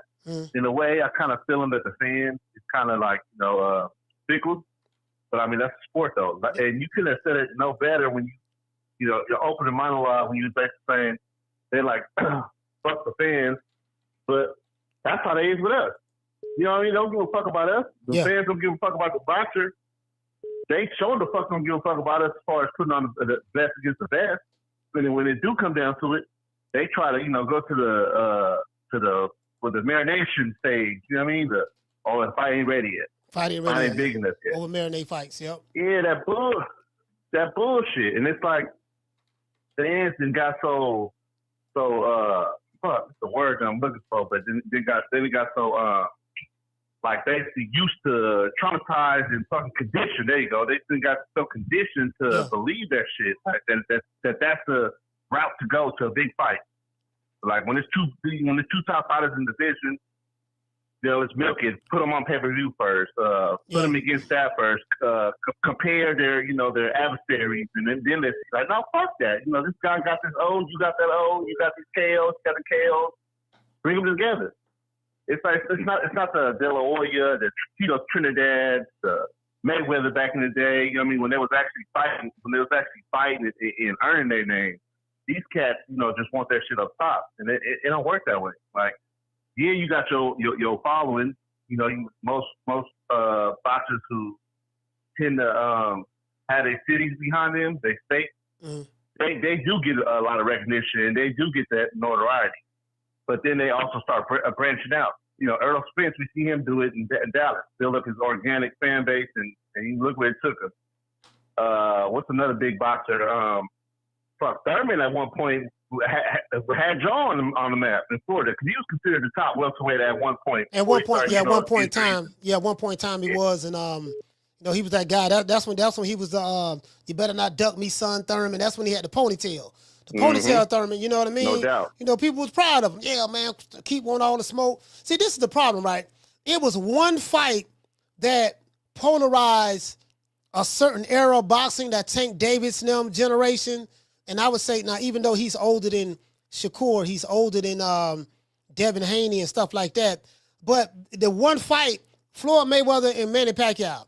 So they took that one fight out of context. Now it's like, well, again, like I said before, had I fought Manny Pacquiao 5 years ago, when you guys wanted me to fight him, the fight wouldn't have been as big as it is now. Now look at it. We fighting years later. We broke out all kind of pay-per-view records, and I made another $100 million check and all that stuff there. So these fighters, and it's, trying to follow that same blueprint. Well, yeah, we're going to wait. We're going to let it ain't big enough yet. Well, no, listen, only Floyd was able to do that.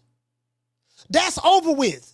All this y'all want to marinate. If you niggas don't fight right now, ain't nobody gonna want to see y'all see this fight 3, 4, 5 years from now. Anything can happen. The other guy can lose. The fighter who you want to fight can lose. People lose interest and move on now. So yeah, they gotta strike while the iron is hot. No doubt. And coach, let me ask you this: what's a boxer's worst enemy? What happened? You ready for it? What's that? Inactivity. Bing, bing. These motherfuckers only fight once, twice a year. Twice a year is access to them. Like, what the fuck? I gotta wait 6 months, 8 months to see you fight? Like, man, I mean, shit. It's 4 quarters in a year, right? Training camps are typically about, 2.5, 3 months. Why can't y'all at least at the bare minimum give us 3 fights a year? These motherfuckers want to fight twice a year. Twice a year is good for them. Once a year for the top names. Like, what kind of shit is that? Like, it's so many fucking boxers going to what you just said, strike while the iron's hot. If you didn't, made a good amount of views or money, why not turn back and you didn't take no damage? Why not turn back around and get some more money, get some more fans, keep this money train rolling? Like, they kill themselves off with this inactivity shit, and that's what the PBC is known for. And then look at the PBC, look how they start off. Took all the fighters from Golden Boy and from wherever the fuck they came from, the original before Al Heyman started PBC, and all those top fighters don't fight like that. My bad, coach. I'm rambling, but you know what I mean. You took it to a different rabbit hole, man. Appreciate it. Absolutely, man. Shout out to Reese. Oaktown, stand up. Oaktown, stand up.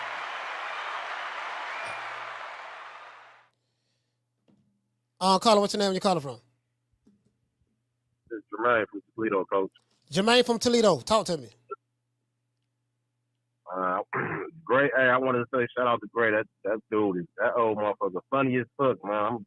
And traffic weak as hell. They looking like, what the fuck is this nigga laughing at? But I want to touch on that on Tank and Roach situation.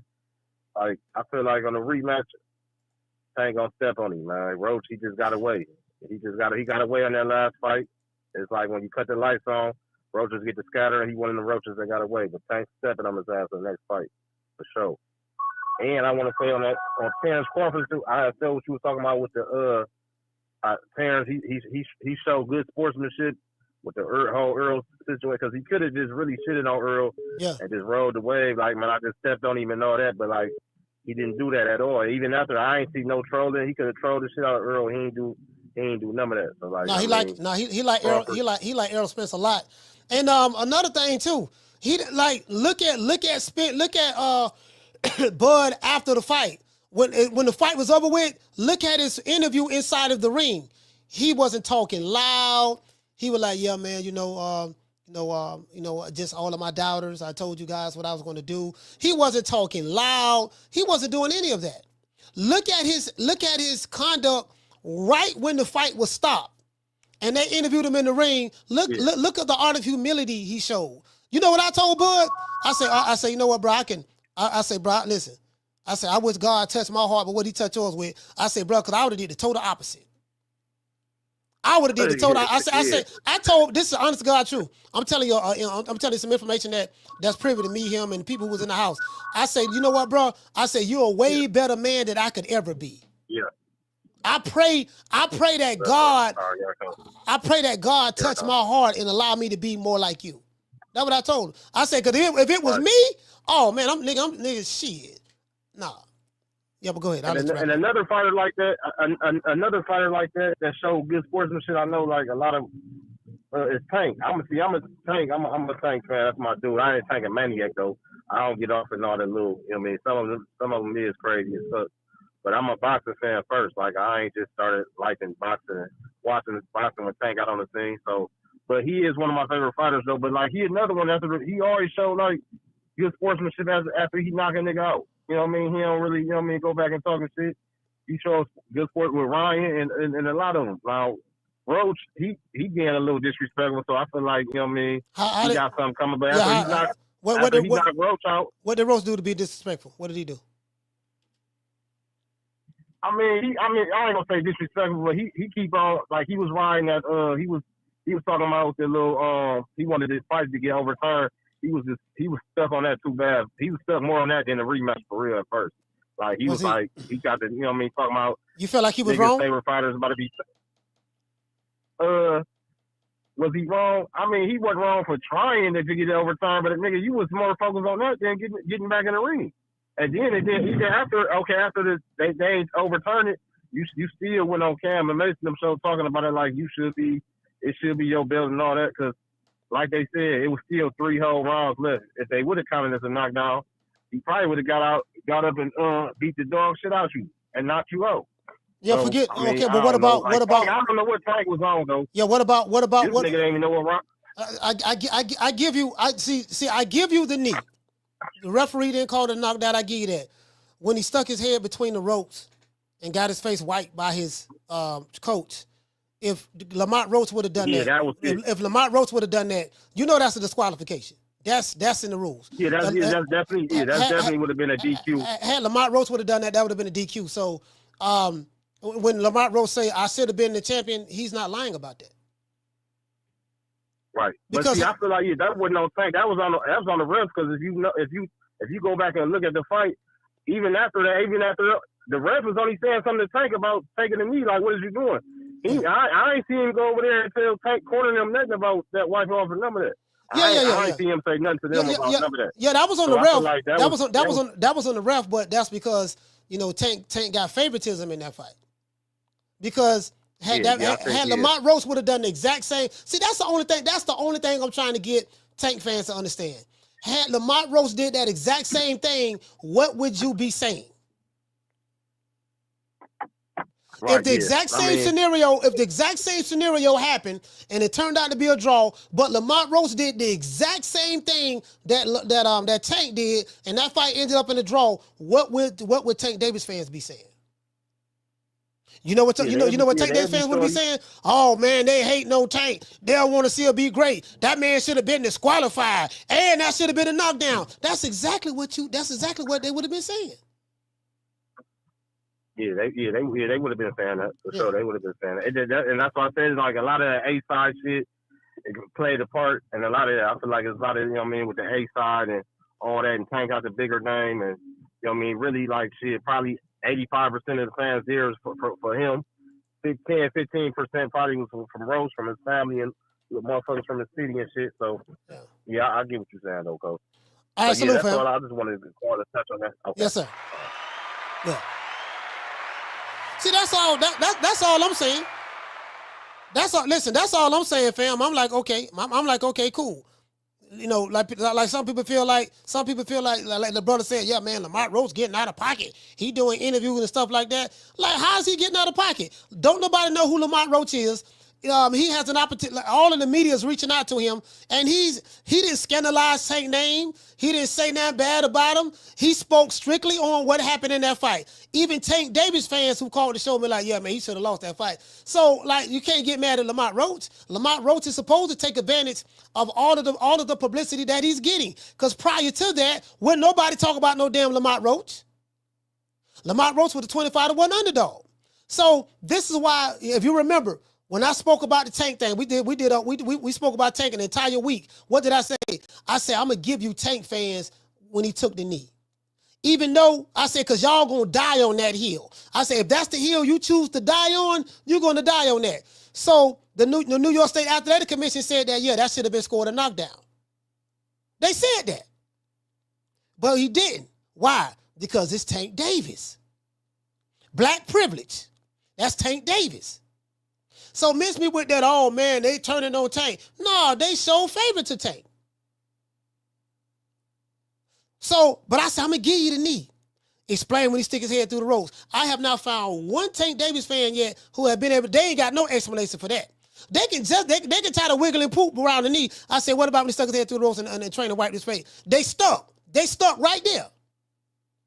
Because they have nothing to say. Damn, the nigga got me right there, dog. God damn. Shit. Yeah, but we gonna knock him out in the rematch. I get all that. Knock him out, take his head off, do whatever in the rematch. But guess what? If Lamont Roach say I should be the champion, and that's in their rules. That rule, that's in the New York State Athletic Commission rule book. They opted to ignore that. You know what? It's in our rule, but we gonna just act like we'll. Matter of fact, they didn't even address it. When they gave their decision and said, look, we're going to leave the fight a draw, they spoke about the knee. They didn't even address Tank going to the corner, sticking his head through the ropes, taking a timeout in the middle of the fight and getting his face wiped. They didn't even address that in their ruling. So what does that tell you? I don't want to hear nothing about no complexion for the protection no more. I don't want to hear nothing about that shit. I don't want to hear nothing about systemic racism and what the white folks doing. No, in boxing. No. We just saw a black fighter get a favorable ruling by a non-black commission in New York with a black referee who did not score a knockdown and did not disqualify him for something that he would have done. He would have done the total opposite if Lamont Roach would have done that exact same thing that Tank did. So that's a black fighter getting black privilege from a non-black boxing commission and a black referee in the ring.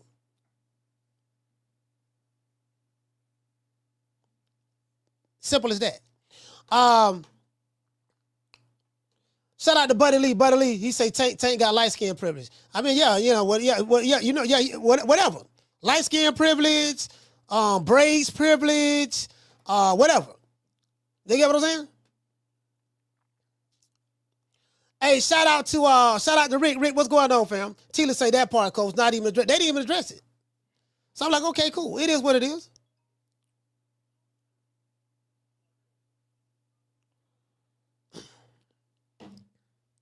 Caller, what's your name? Where you calling from? Marco, 714, Coach, what's up? Marco, talk to me. Coach, if there's something that I learned on the sport for the last 10 years is that the game has changed so much. And this new breed of boxers, not only are they so entitled, but, I mean, a lot of them are mentally weak, Coach. Somebody once said that the sport of boxing is 70% mentally and 30% physically. And going back to Teofimo Lopez, I used to be a huge fan of his, Coach. And once that whole thing went down, where he got a baby mama, and then after that, he lost the Bosso fight, and after that, you could tell that the kid's all over the place. And, you know, that OG that was talking about, you know, Teo needs for some things to happen in his life. And he ain't lying, Coach. I mean, as far as I know, ever since he got that family situation, when it started, it's all been downhill. We've seen it on TV when he won that fight and his baby was there and he's trying to bring his baby to the ring and all that drama. And mentally, Teofimo's just weak. That's it. And you also made a great point because, I mean, Hispanic, he doesn't have many followers. And now that you mentioned that, Coach, I'm even thinking that somehow, some way, maybe that was his strategy of joining the Canelo fans to kind of get some of those Mexican fans on board. And for whatever reason, I guess Canelo's team was able to see through his antics, or they just came out and, you know, it was out of Tails on video. They said, no, you know, the timing is not working. And I don't ever remember Canelo turning away fighters. I mean, it happened once with Virgil Ortiz, but it was more of, oh, we went out there, we worked, and, you know, it didn't happen.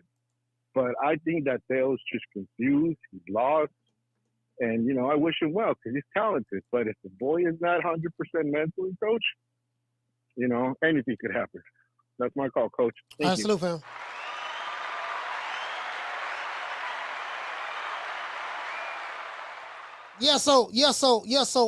Again, as I said before, Teofimo's position, in my opinion, he doesn't have a position.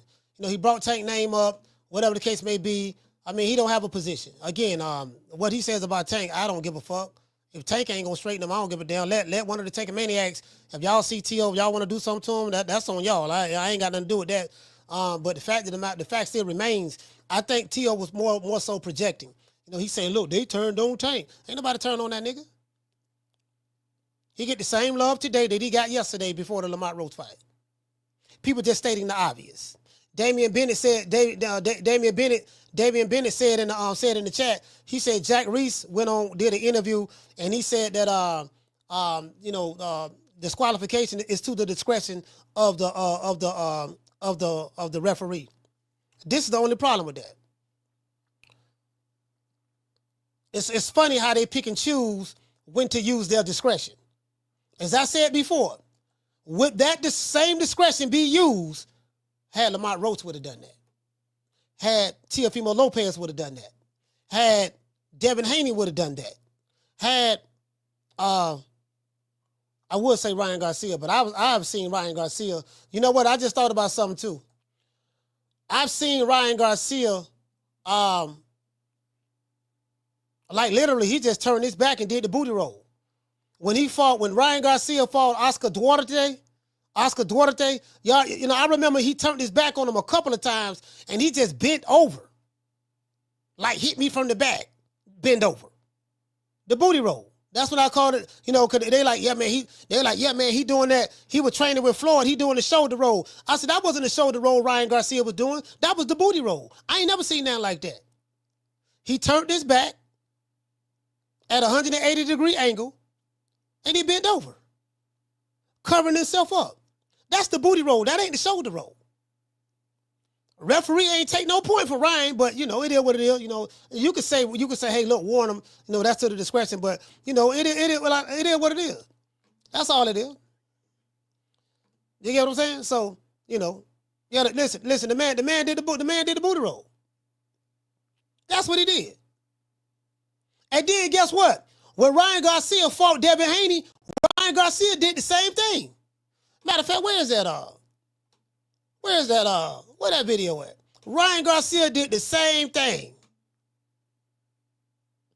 When Ryan Garcia fought Devin Haney, he like, if you take away the rounds Ryan Garcia knocked, if you take away the rounds that Ryan Garcia dropped Devin Haney.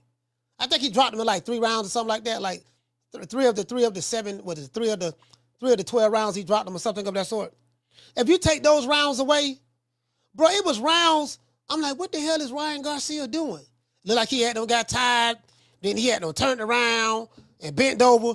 And Devin Haney is punching him in his back. Matter of fact, let me see if I can find that video. There's a video somebody sent me with Devin Haney punching the man in the back, and they put some squeaky noises they put some squeaky noises back there, like squeaky, squeaky, squeaky. Every time he hit him and stuff like that, I ain't gonna lie, it was funny. It was funny. It was funny. You know what I mean? Y'all know I like to laugh, so it was funny. They were doing that. I'm like, it was all good. And that's why I say the hypocrisy of it. It's all good when we talk about Devin, Shakur, any of these other fighters. But when it's a nigga that these male groupies love. Now, and another thing I will say this is true. Say it's true. I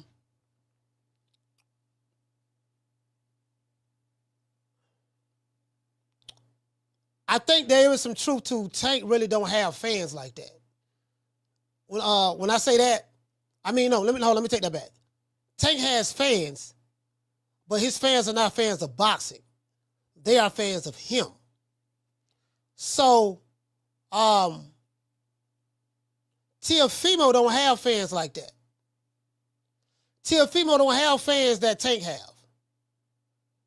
Like, they into his hair, they into the purses he wear, they're into the skinny jeans, they're into all of that crazy shit, that little coochie vert shit. They into all of that.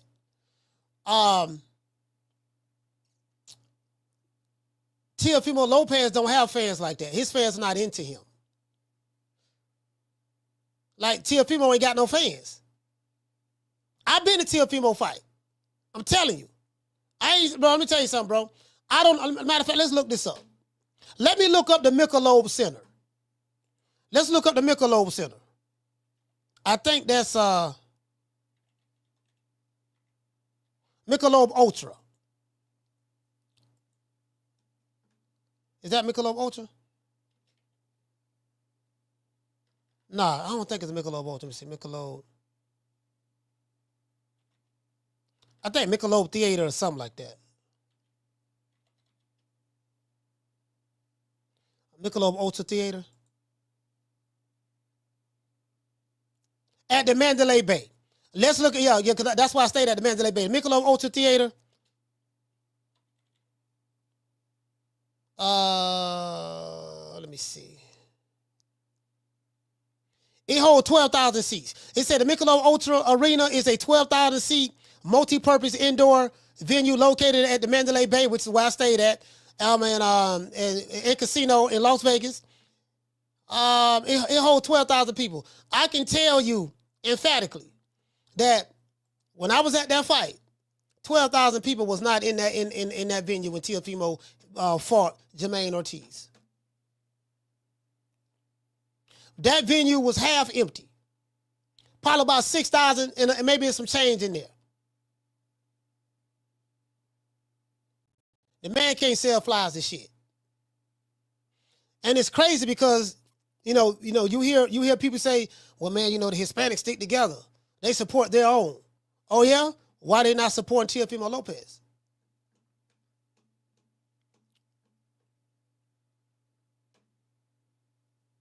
Why they not supporting Teofimo Lopez? It holds 12,000 people. Now, what they hold for boxing, I don't know, or whatever the case may be. But it's not bigger than that. It's not bigger than 12,000. I'm telling you, that shit was half full. I was there. Teofimo was the headline. And prior to that, where he fighting at? Man fighting at the doggone Hulu Theater in New York. You say you 2-time undisputed, but yet you can't sell tickets. Hispanics ain't rocking with you. If they were, explain to me why you can't sell out the Hulu theater. So I mean it is what it is. It is what it is. Shout out to Rick. Hey Rick, what's going on, fam? A-Town down. What you say, fam? You say T.O. and his dad are the Mexican version of Dev and Bill. Both cornball combinations. Hey, you know what? T.O. not even Mexican though. T.O. not even Mexican. You get what I'm saying? As you get what I'm saying, Rick? He's not even Mexican. So, you know, the man just, you know, you get what, you know, it is what it is. And I think that's the issue. Like, how you gonna take up for a nigga who you like? Matter of fact, let's do this. Let's do this. I know a lot of Let's do this. people. Look what they did with Gervonta too. I want everybody, all these young fighters that are listening to this, and you could clip this. It's a short part right here. I got you. To Ryan could clip this right here. To all you young fighters, look at the amount of love they were giving and sharing to Gervonta Tank Davis prior to the fight. Look at what all the reporters were doing prior to the fight. Look how they were all laughing at all his jokes prior to his fight against Lamont Roach. After the fight, look how many were waiting to down this man. Where they down to, man? I'll wait. Where did they down to, man? Phone lines open 530-494-9636. Well, I already don't body this. This is too easy. This was a slam dunk. This was an alley-oop. This is too easy. Where they down to, man? Most popular black fighter in America. Says he's the face of boxing. Fighters who fight him, they make about $500,000 fighting them. That's about it. And another $300, $400, or $500 on the back end, whatever the hell that is. And you defending a guy, the same guy who you made racist comments against. Literally. The irony. Let's continue. Down him. See, I'm going to talk my smack with Tank, but that's because I want to fight him. No. You're going to talk your bigoted shit to Tank because you want to fight him. You stuck with, I'm saying with me, you stuck with that. You and Ryan Garcia, y'all stuck with that. Y'all always going to be biggest in my eyes. I don't give a fuck what nobody say. That's who y'all are. You and Ryan Garcia. So again, now I'm not tripping on it. I'm not tripping on it at all. I mean, you know, these other fighters, they getting y'all passes. So if they getting y'all passes, fuck them too. I don't give a damn. I'll call, hold on. But let's continue. See, they don't love you. They love Tank. They don't love you, Teofimo. That's the problem. That's me. I can say that. But I just want all you young fighters to really look about it. They don't care about us. Yeah. They won't ever care about us. When you're winning, they're going to be there. But they're waiting for any moment to slip up. Just a man, even a draw. Look how much hate he got out of it. Yeah. No. He didn't get hate for no draw. And you saying when you're winning, they gonna be there for you. Okay, well explain to me why they ain't there for you. If it was as simple as when you're winning, they gonna be there. Why they ain't there for you? You winning? I'm just asking. True. Aren't you winning, Teofimo Lopez? Why they not there for you? When you're winning, that's when they gonna be there. When you lose, they ain't gonna be there. Okay, why they not there for you, sir? You winning. You got the same 5 fans you had when you was winning, you know, before you lost to George Kambosos and the wins you had after George Kambosos. You got them same 5 fans. The Mexicans don't fuck with you. The Puerto Ricans don't fuck with you. The Dominicans don't fuck with you. The Spaniards don't fuck with you. Nobody fuck with you. You winning and they still ain't rocking with you. Okay, so explain that. Riddle me that, Batman. Caller, what's your name? Where you calling from? Hey, Slim, I forgot one joint I wanted to say before I rolled off. All you got to do, you know this is a bunch of bullshit, and it's an American thing more than anything. All you got to do is say Dirk Chisel. Yeah. Yeah. Dirk Chisel has how many L's and packed 20s and 20,000s in the ring. Still. Yeah. Dirk Chisel. So that shit don't even make sense what he's saying. They just don't fuck with you. And then, like I said, motherfuckers over here in America, the motherfuckers is just not feeling the entitled athlete, man. It's just not boxing. It's just motherfuckers is just tired of millionaires belly aching. Well, that's just what it come down to, or feeling like somebody should kiss your ass not because you rich or because you do something. Like you an athlete. That's all you are. So, I mean, ain't nothing wrong with it, but don't be like, just embrace what the fuck you are. Stop trying to turn motherfuckers to like you. But I just want to say Derek Chisel. Yeah, so it's the end of Derek Chisel. No, you're right about that. Derek Chisel. We can go down the list, but you know what I mean. Like somebody, like Derek Chisel. We know that motherfucker is packing fucking arenas. You know what I'm saying? Yeah. And he got what? How many losses? 13. He got 13 losses. Man, man, Derek, and that's my man. And no matter what, motherfuckers fuck with Derek Chisel, and it's about the way you carry yourself too. Certain motherfuckers just carry themselves fake as shit. But that's all I have real quick, man. All right, salute, fam.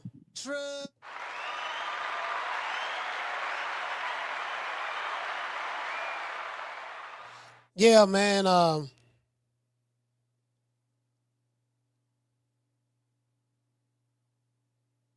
Hold on.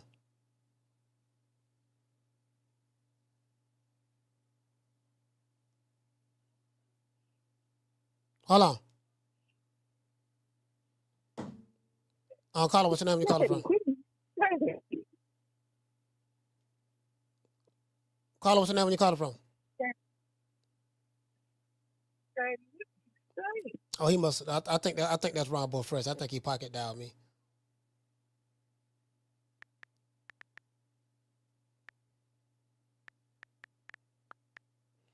Yeah, I think he pocket dialed me. Yeah, man. Shout out to Goldie. He said, man, it has many losses. As a matter of fact, check this out. There's a Puerto Rican fighter by the name of Gabe Rosado. Gabe Rosado has 17 losses. Gabe Rosado did a show on the Boxing Voice with him and Bill Haney going at each other. Gabe Rosado says that I am the greatest gatekeeper of all time.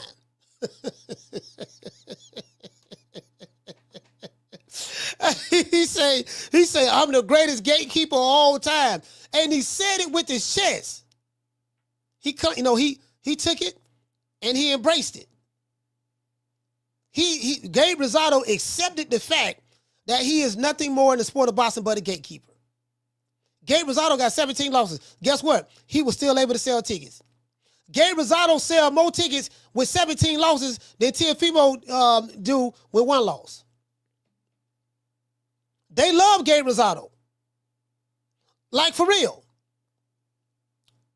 Literally, they love Gabe Rosado. 17 losses. I think Gabe is out of Philadelphia. Puerto Rican out of Philadelphia. Gabe Rosado said, I'm the greatest gatekeeper of all time. The funniest shit I've ever heard. So I think Teofimo is pretty much, I think he's projecting like they don't give a fuck about us. No, they don't give a fuck about you. Black fans don't give a damn about you. Hispanic fans don't give a damn about you. You a man without a home. You on an island by yourself. The proof is in the pudding. Hulu theaters, Michelob Ultra theaters, Popeye's chicken parking lots, Domino's pizza lobbies, Motel 6 lobbies. Like, these are the venues you fight at, sir.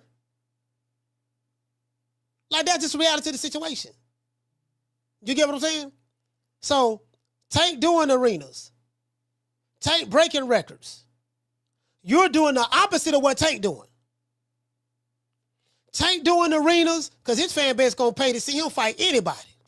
Tank can make an announcement and say, I'm fighting SpongeBob SquarePants tomorrow. The ticket's going to be sold. They're going to be there. They're going to be happy than a motherfucker. He is the only black fighter on the planet Earth that can do that.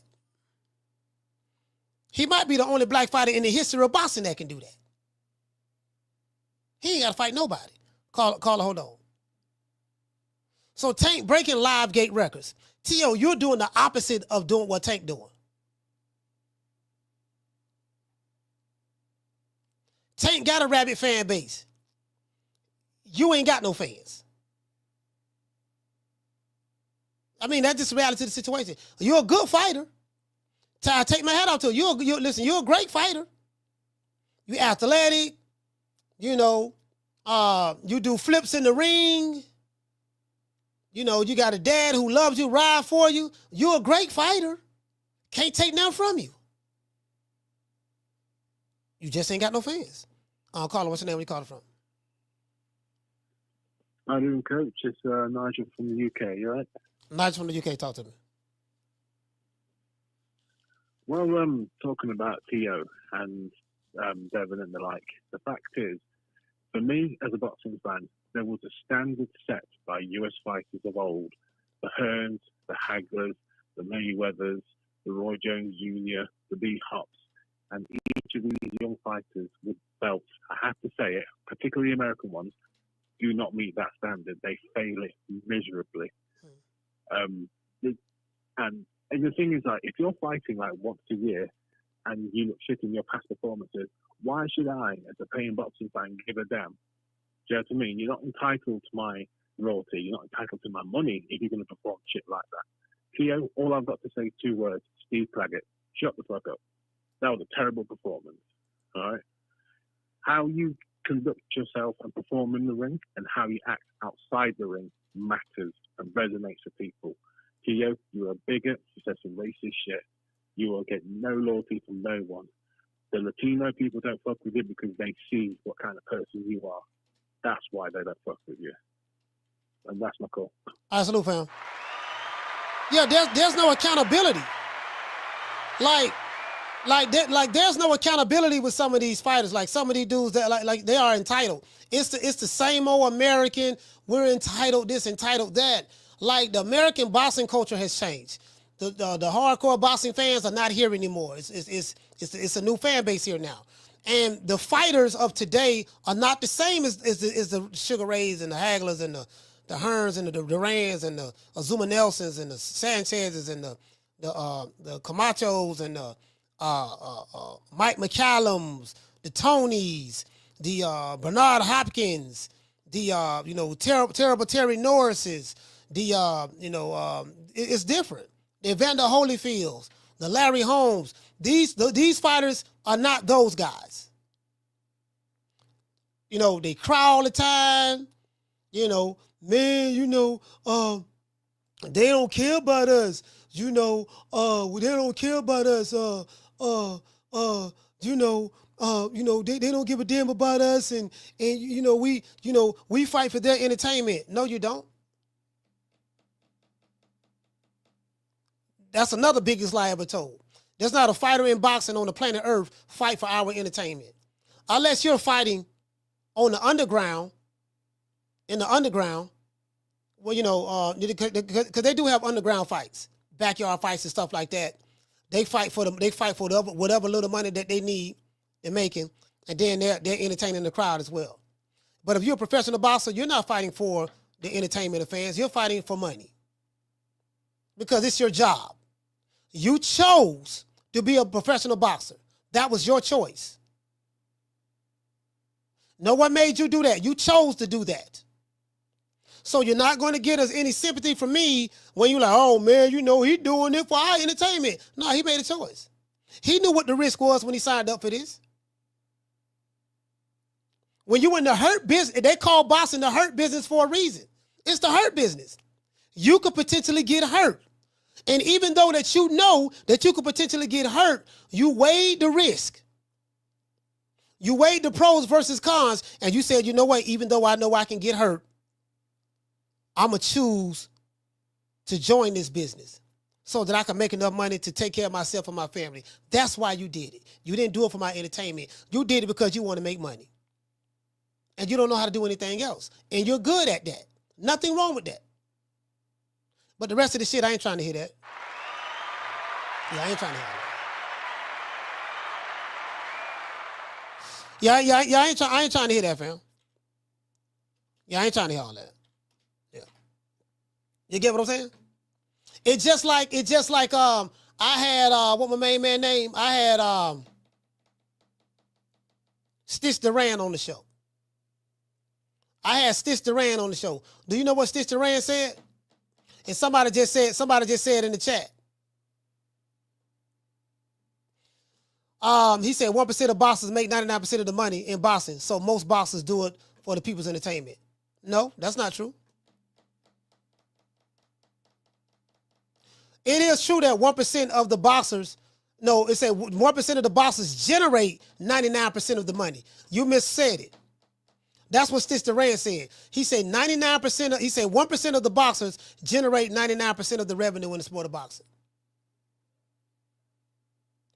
To say that 99% most boxers do it for people's entertainment, that's not true. They're getting paid to fight. You can't pay your bills with entertainment. Johnny Rice is not a top level high tier fighter. But when he fight, he gonna get paid. If he's not getting paid, he's not going to fight. If Tony Harrison don't get paid, Tony Harrison not going to fight. They fight for the money. It's called prize fighting. This is why they sign contracts.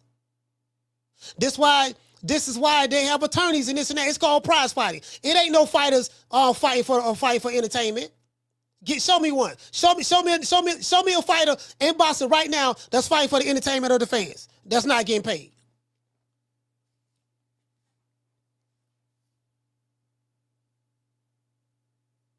You can't.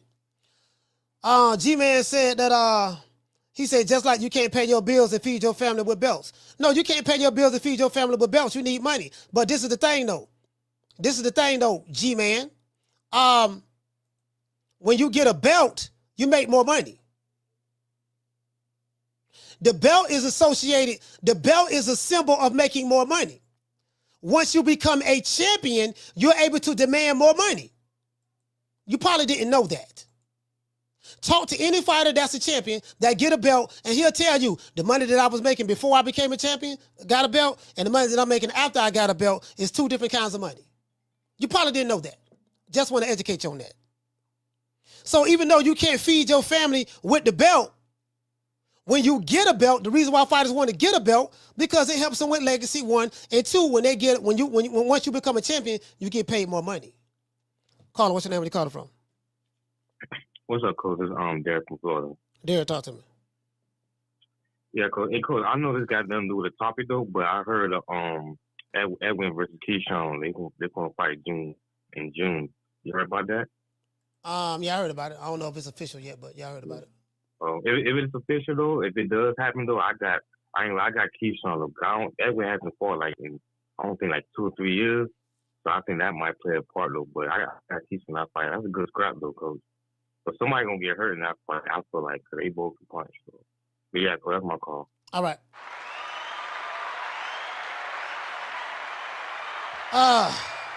Hey, what you say? Young Boxer? He say, Coach, told you Jamal back May 26th. You talking about Jamal Charlo or Jamel Charlo? And again, I ain't gonna, I'm not getting excited about neither Charlo until I see him in the ring. You get what I'm saying? He said the PBC just posted it. Is it on their website? Like these dudes have been gone for so long. It's like, now I did see a post where Jamel Charlo said that he's coming back to 154 and he wants to get all of his belts. That's cool. I would love to see that. Jamel Charlo has been a professional boxer for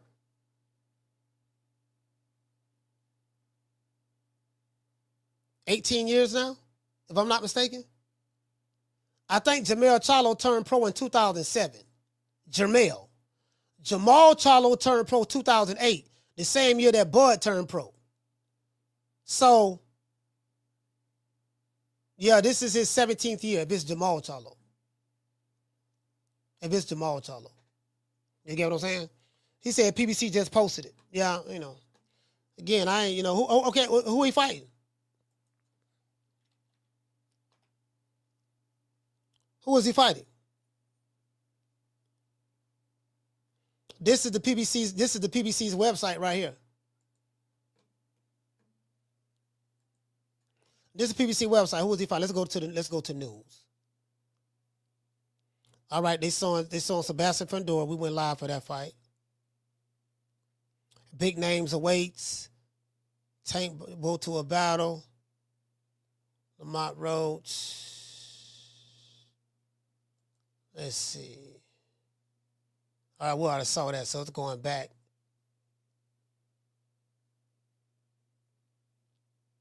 It's going back. All right, they don't have it on their site, so let's see scheduled fights. What's scheduled fights? Tim Tszyu and Joey Spencer. Okay. April the 5th in Australia, Newcastle, Australia. Yes, so they don't have it on their site yet. But anyways, yeah, I'm not even worried about neither one of the goddamn Charlos. Cause you talking about Jamal Charlo, this the same Jamal Charlo that said this. I'm sorry? 160 is my weight division. I want to unify. I want to get Golovkin in the ring. I want to bring him to Houston. You know what I'm saying?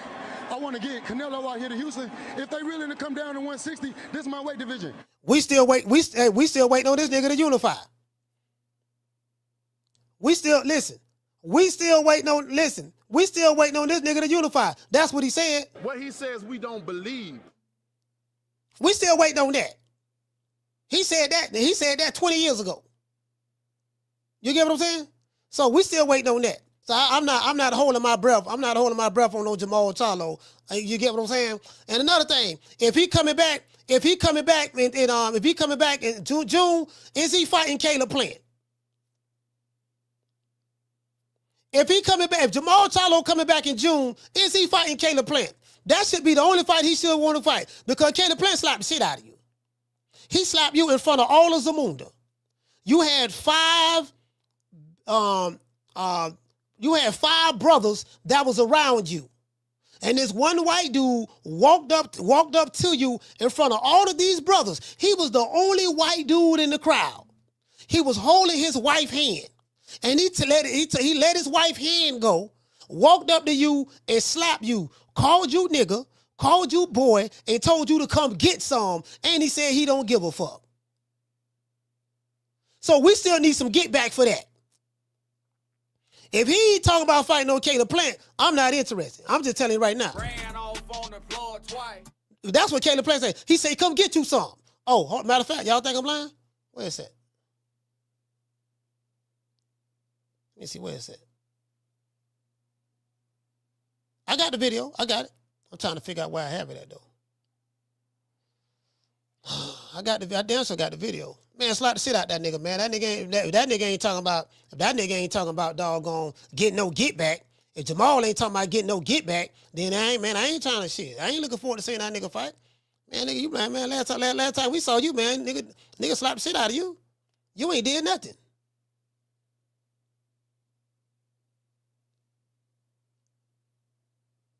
So I damn sure ain't waiting on no Jamal Charlo at all. And then Jamel Charlo, Jamel did become undisputed and stuff like that. I take my hat off to him for that. But he, it's just what he did.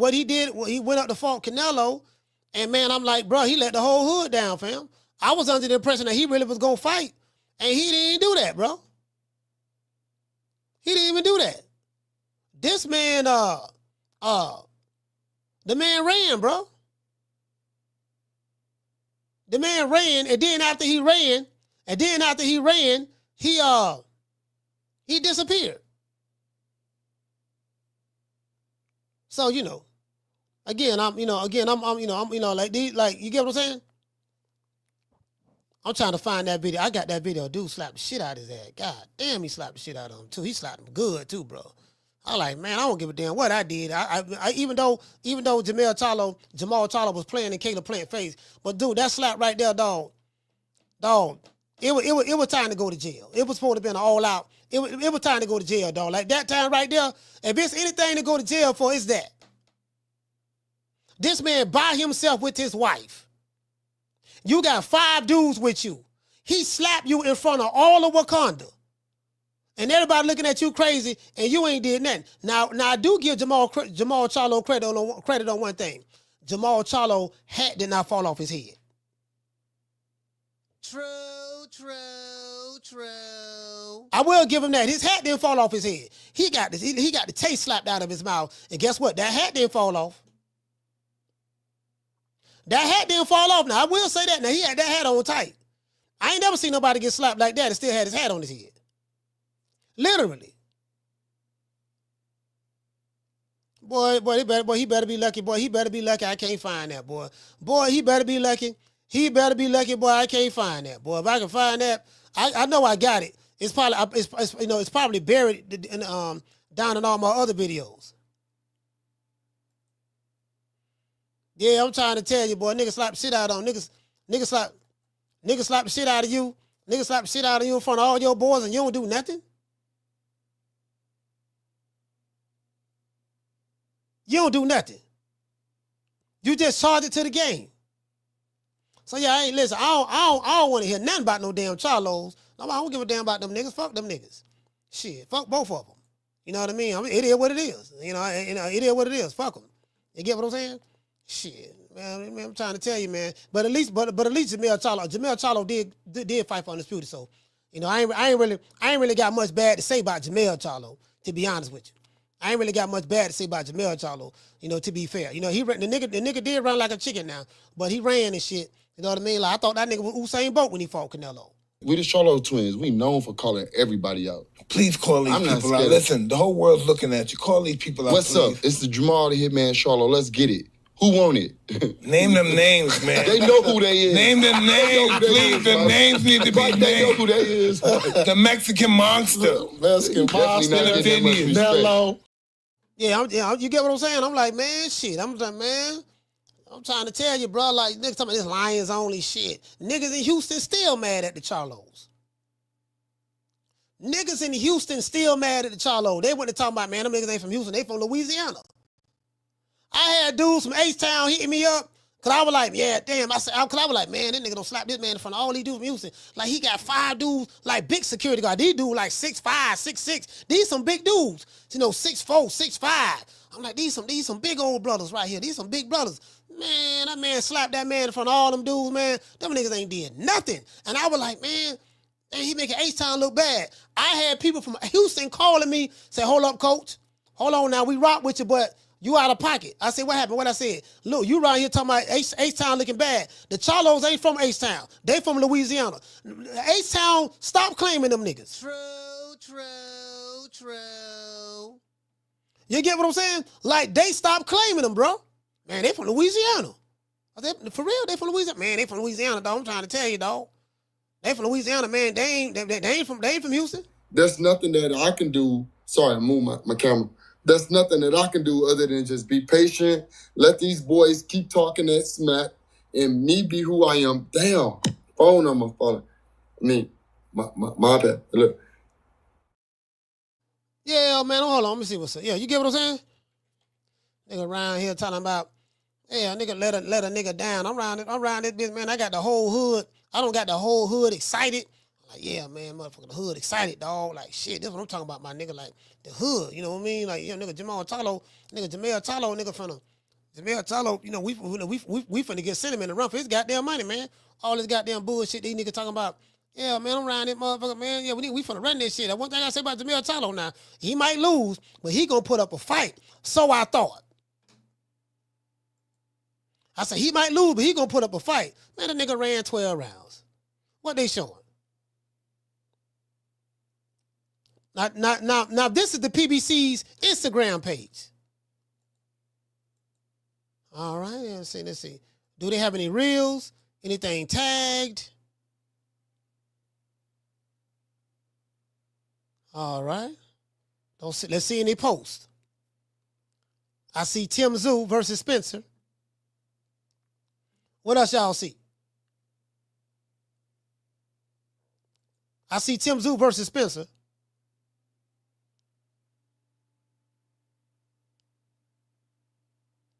All right, I probably need to go. I probably need to go to the, you know, because y'all see it ain't on here, so I probably need to go to the. I probably need to go to.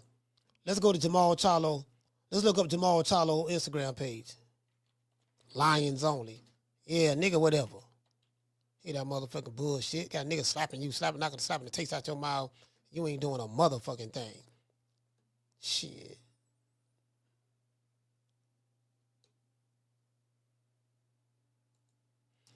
This nigga right here talking about something. He spawned. I guess I don't know what the hell this means. Well, this Ronnie Shields both of his fighters. Future of boxing. He say back in the ring, he say back to the grind. They counted us out, but the comeback is always stronger. Man, nigga, please. Nigga, please. Well, ain't gonna be no goddamn comeback. We saw your last fight, nigga. You struggled with one-legged doggone Jose Benavidez. Everybody trying to hear that bullshit. Yeah, the comeback gonna be stronger. They counted us out. I damn so counted you out. You nigga, it's over with. It's over. This your 17th year. It's over. You battling alcohol. You got alcohol addiction. All that there. It's over for you. It's over. It's over. You ain't unified yet. You've been a pro since 2008. You have had 0 unification matches. How was that humanly possible? Now let's go to Jermell Charlo.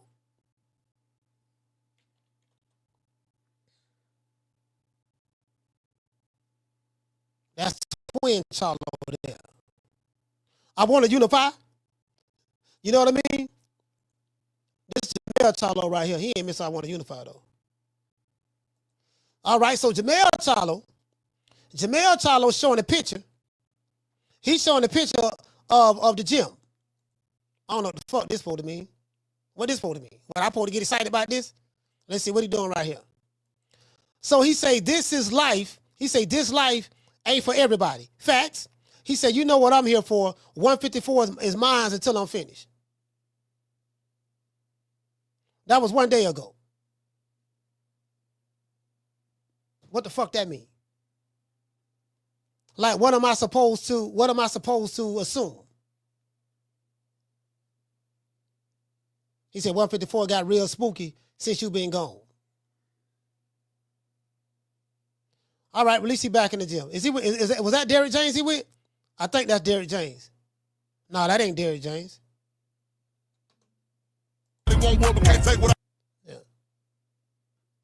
Yeah, you supposed to did all that shit. You supposed to did all that shit with Canelo. You get what I'm saying? Like, where was all that with Canelo? When you fought Canelo, where was all of that? You get what I'm saying? It looked good, nice editing and all that stuff there, transitions with the edits. I do the same thing on CapCut when I edit videos. Nice transition and all that stuff there. All right, cool. All right, it is what it is, nigga. What was all that when you fought that 5'7" Mexican? What was all that at?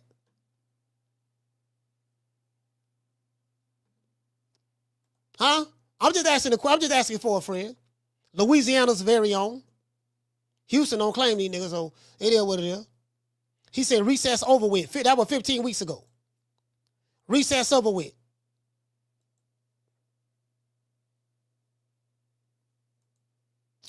Man, let's give everybody a round of applause. I ain't worried about this shit here, man. I ain't getting the Holy Ghost about this shit.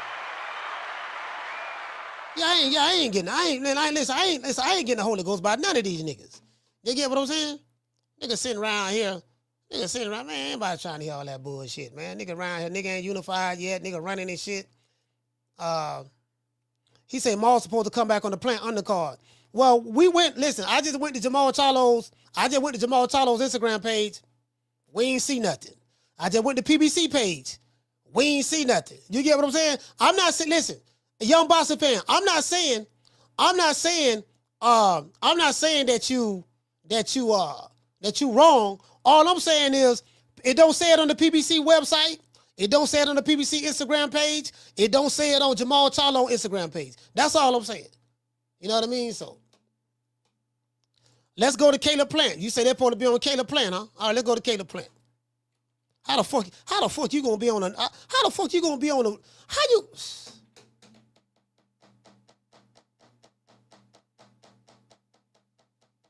Bruh, how are you going to be on the undercard of the dude who slapped you? Hey, hold on, wait. What young boxing fan at? Young boxing fan say, what you say, fam? You say Maul's supposed to come back on Plant undercard. Bruh, Don't tell me that. Don't tell me that, fam. Don't tell me that. How do you get on the undercard of the guy who slapped you, fam? Hey, Tila, make this make sense. Man slapped the taste out your mouth in front of everybody. Now you supposed to come back on his undercard?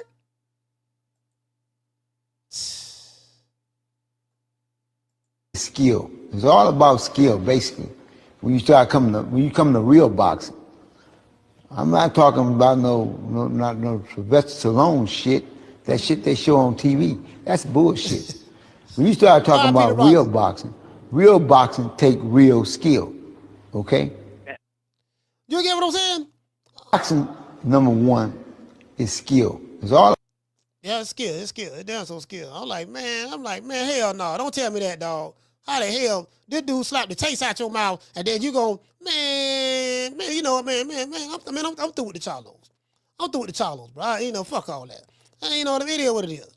Yeah, fuck, I ain't trying to hear all that shit. Hey, Raymond, check this out, fam. He said Plant versus Bumlanga. That's not true.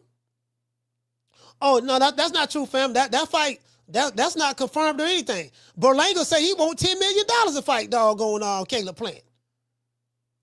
Hey, the man say he want $10 million. Who gonna pay Edgar Berlanga $10 million? Outside of Canelo. Outside of Canelo Alvarez, who gonna pay this man $10 million? Where he gonna get $10 million from? He ain't getting it from Puerto Rico. He ain't getting it from New York. Fat Joe ain't gonna give it to him.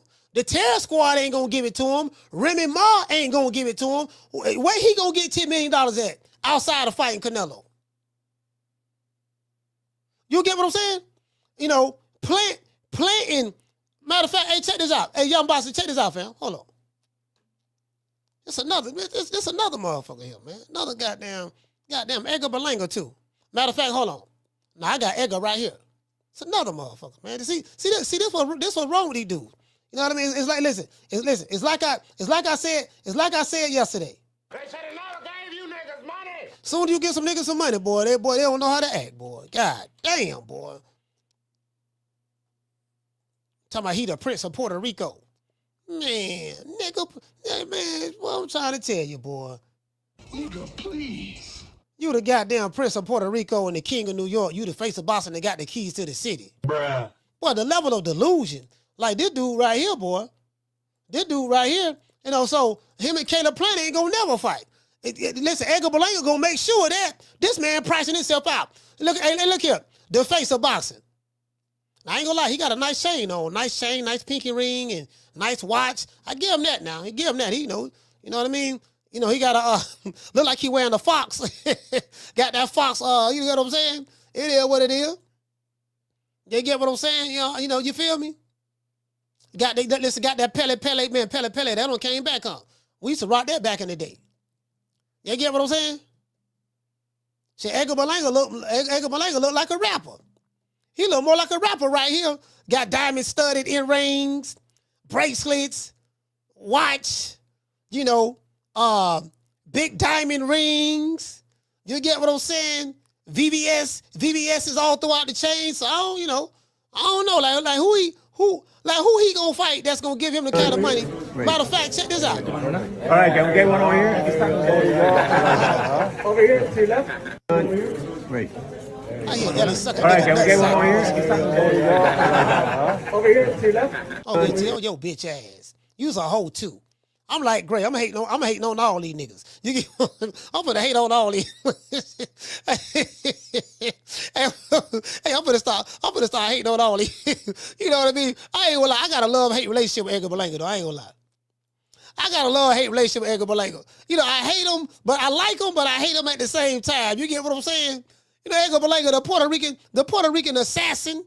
You get what I'm saying? Look at, ooh, he got that Lambo. That's a Lambo? Is that a Lambo? Boy, look at motherfucking Edgar Berlanga, man. You know what I'm saying? See that what that Canelo fight do to you. That Canelo money do that.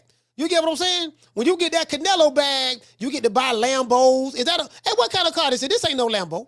This ain't no Lambo. What kind of car this is? Anybody know what kind of car this is? This ain't a Lambo.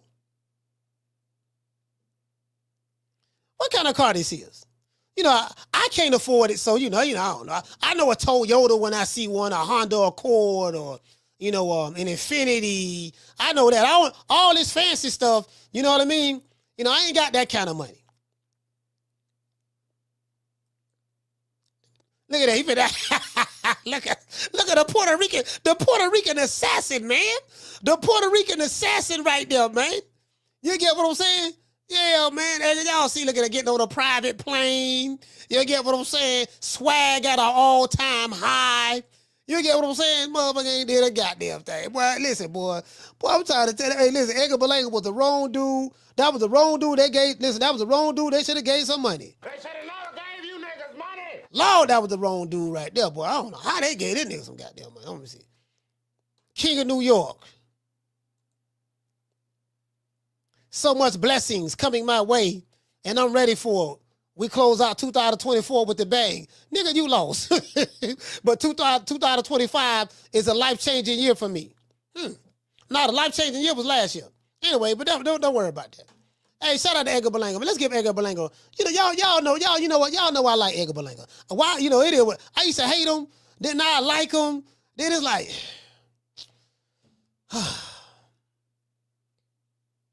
anyways.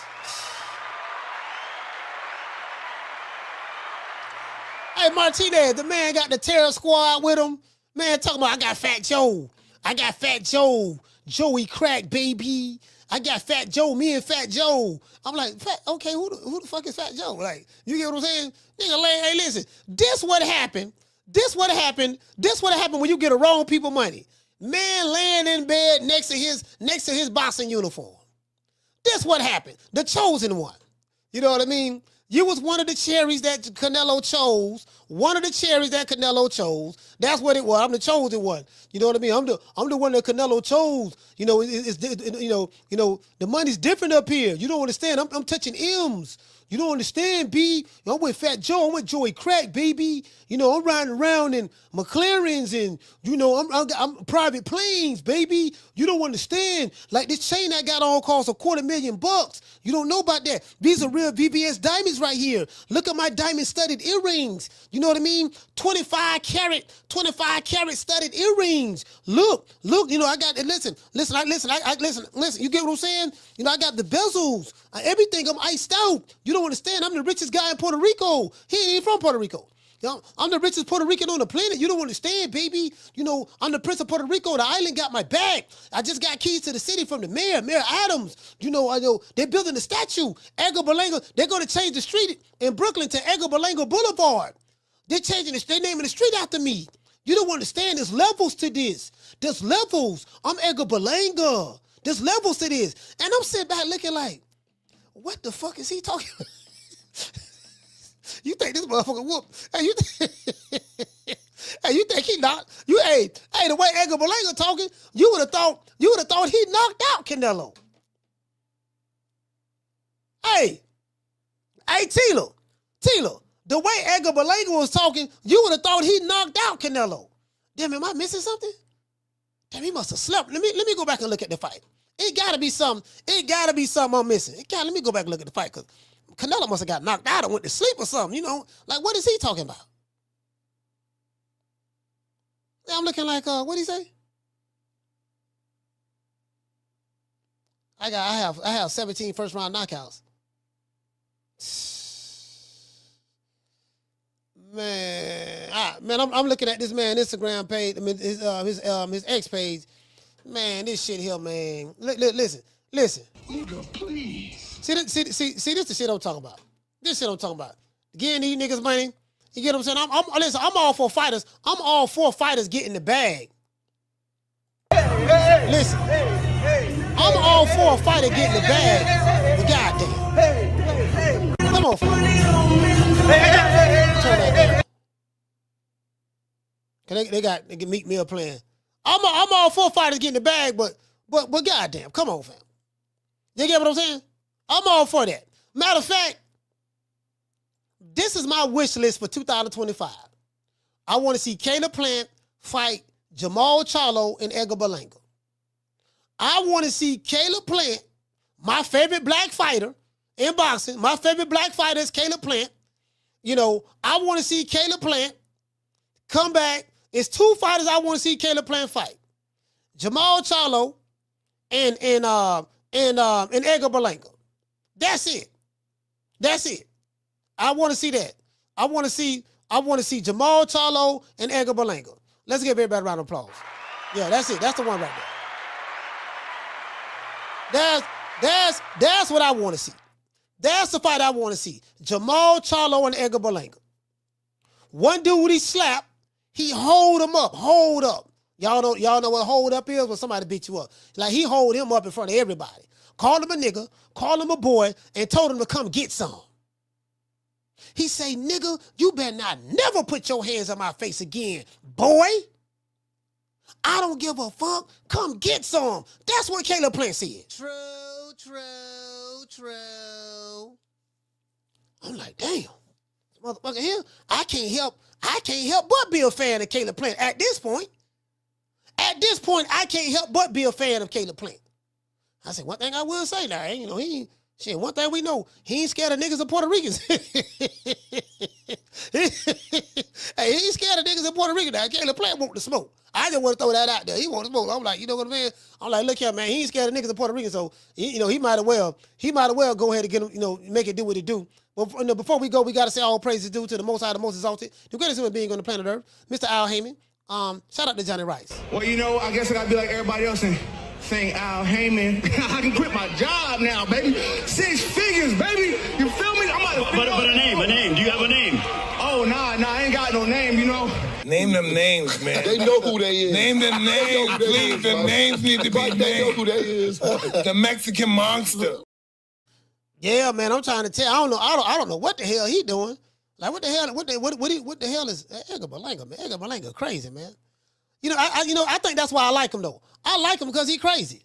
I said, this man crazy in the motherfucker, man. This man is crazy, bro. Like, you know what I'm saying? Here, look at this nigga here. Lord have mercy. Boy, this boy, Edgar Berlanga, he just doing too much right now, man. He said, who wore it better? Now he's showing Frank Lucas. This Frank Lucas on the right. And then this Edgar Berlanga, you know, who wore it better? So he got this nigga. This nigga, man, come on, fam. Man, hey, look here, man. Hey, look here. Who wore it better? See, this the problem. This the problem right here. This the problem. This the problem right here. Hung out with Fat Joe. He don't hung out with Fat Joe. Now he think he a part of the terror squad now. I'm like, man, this nigga here, man. Don't ever forget, when I found you, you was strung out on coke. When I found you, you was like a big house, contemplating about killing yourself. So don't you ever forget who brought you to Big Time Box. I drugged you back. I brought you back. I provided food and put food on your table for your family to eat. And I'm doing it for the second time. So don't you ever forget that. Yeah, don't you ever forget who slapped you. You know what I mean? Don't you ever forget who slapped the taste out your mouth. Don't you ever forget who pulled your whole card in front of all of Zamunda. You know what I mean? I slapped the taste out your mouth. I called you nigga. I called you boy. I told you to come get some. And don't you ever forget that. You get what I'm saying? Man, that goddamn Caleb Plant, man. Shout out, listen, man, y'all know what it is, man. Hey, that doggone Caleb Plant, I'm trying to tell you, bro. That doggone Caleb Plant, fam. But Caleb Plant is a mug. Gloria Day and the Set Trips. These niggas don't play. These niggas don't play. We don't play. You ain't heard. They be tripping. We be tripping. So they swerving on. We swerve on. No faking and no snitching.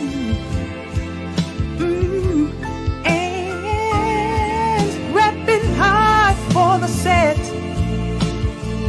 Oh, mamas, it ain't no lie. Because niggas gonna bust. Niggas gonna bust.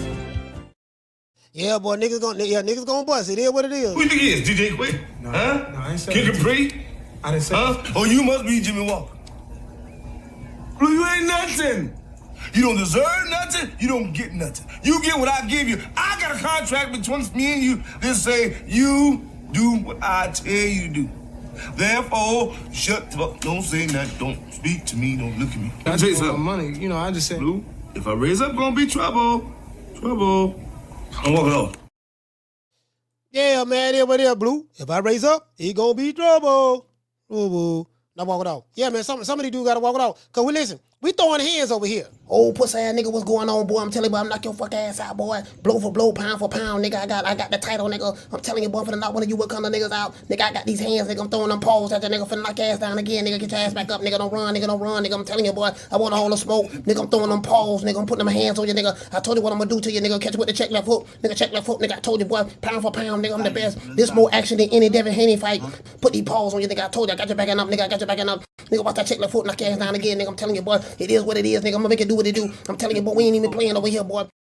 Yeah, you get what I'm saying? It is what it is. Yep, that's right. I'm running things. Cream corn. That's why they call me that. Smooth. I got more measure for your pleasure. Stick with me, baby. I'll have you farting through silk. And let a nigga mess with me. I'll jump on him. All 93 pounds of pure dynamite.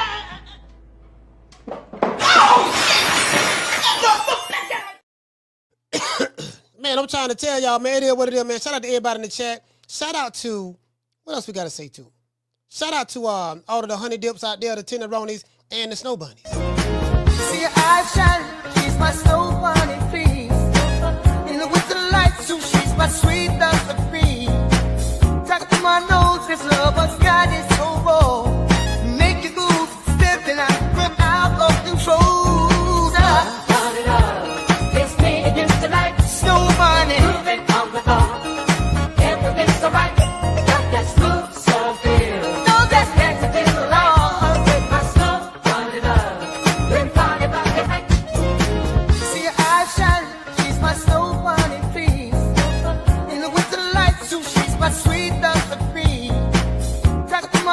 This lover's got it so raw.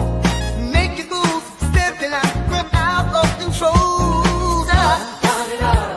It's me against the light. Snow bunny. Moving on the bar. Everything's alright. Got that smooth soul feel. No, that's negative law. With my snow bunny love. Been party back at night. See, I shine. She's my snow bunny, please. In the winter light, so she's my sweet Dr. Free. My nose, this lover's got it so raw. Make you go stepping out, run out of control. Turn it up. It's me against the light. Snow bunny. Moving on the bar. Everything's alright. Got that smooth soul feel. No, that's negative law. With my snow bunny love. Been party back at night. See, I shine. She's my snow bunny, please. In the winter light, so she's my sweet Dr. My nose, this lover's got it so raw. Make you go stepping out, run out of control. Turn it up. It's me against the light. Snow bunny. Moving on the bar. Everything's alright. Got that smooth soul feel. No, that's negative law. With my snow bunny love. Been party back at night. Yeah, you know, man, shout out to the snow. You know what we gonna do? This is what we gonna do. We need to have, you know, cause we know we know we got a day for the sisters. We have a day for the sisters, but we need to have a Snow Bunny Appreciation Week. You get what I'm saying? You know, a Snow Bunny Appreciation, a Snow Bunny Appreciation Week. You get what I'm saying? And I want you to hold on to God's unchanging hand, because He helped Joshua fight the battle of Jericho. Yes. He helped Daniel get out the lion's den. He helped Gilligan get off the island. Lord.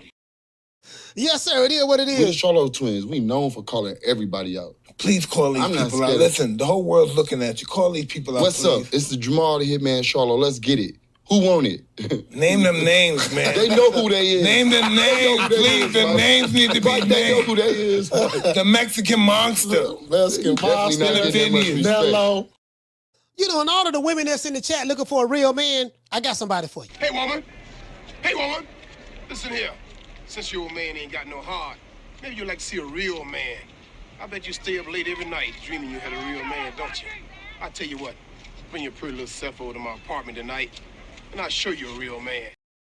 You know, just in case you want a real man, you dig? Now, I run every kind of bitch, every kind of place, and I know one thing. When it comes down on you, you either collectivize or you run like a solitary rat.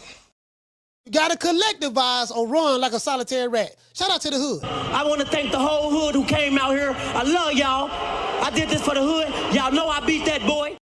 And for all of the lovers out there, if you are in love, this song is dedicated to you. And who's the next big? Sorry about that. Make it last. Make it last forever. Don't let I love you.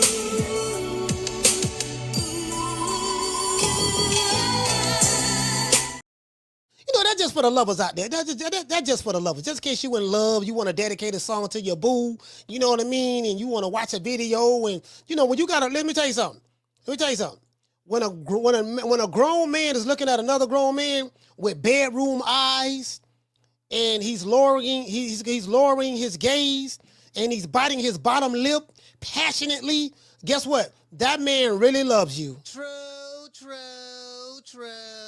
Just want to let you ladies know, if you got a man who's looking at you with bedroom eyes, with a soft gaze, with his eyes halfway open, and he has like a smile on his face, and he's passionately biting his bottom lip, guess what? That man a keeper. True. Just want to throw that out there, because the way Booker Ray Leonard was looking at Floyd, Lord have mercy.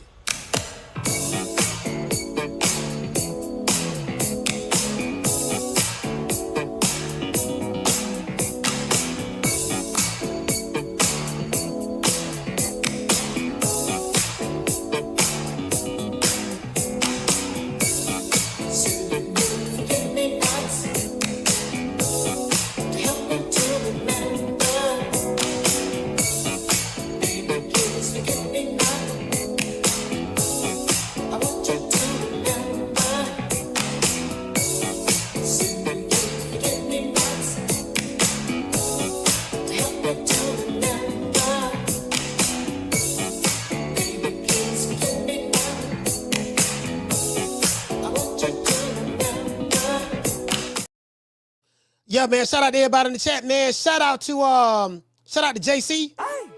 Shout out to Kermit. WP33. Let's see, go to the next one. Shout out to Mika Lovell.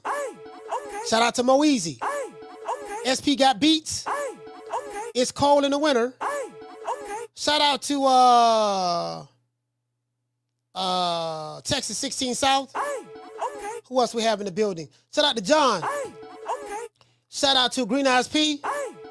Mr. Herman Brooks. Young boxing fan. Shout out to JC in the building. Shout out to No Cap Entertainment. D Martinez.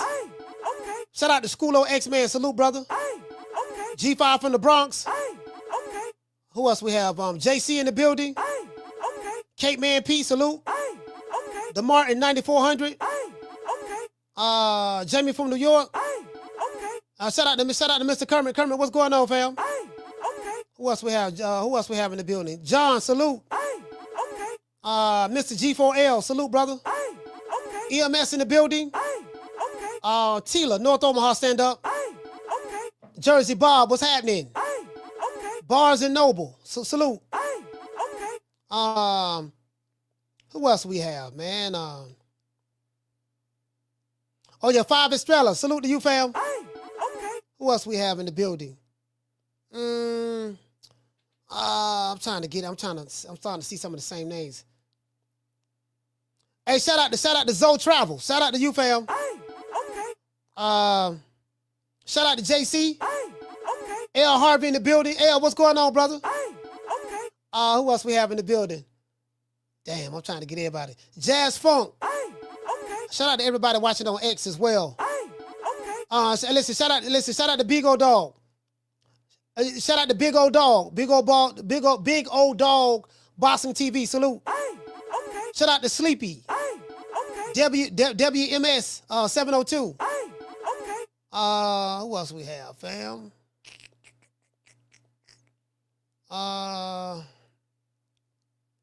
Shout out to El Gallo Negro. Big Jag. The lovely La Jessica. Summer in November. Who else we have in the building, man? The Cardina, salute. Lions Boxing and Media. No Cap Entertainment. Shout out to Tila. And much love to the family, man. If I forgot you, please forgive me, man. I really didn't mean to forget you. I tried to get as many people as I could. Salute to everybody, man. I'll catch you guys on the next one. You know my motto. Don't meet me there, beat me there. Peace. Man, I'm out of here, bro. Let's go.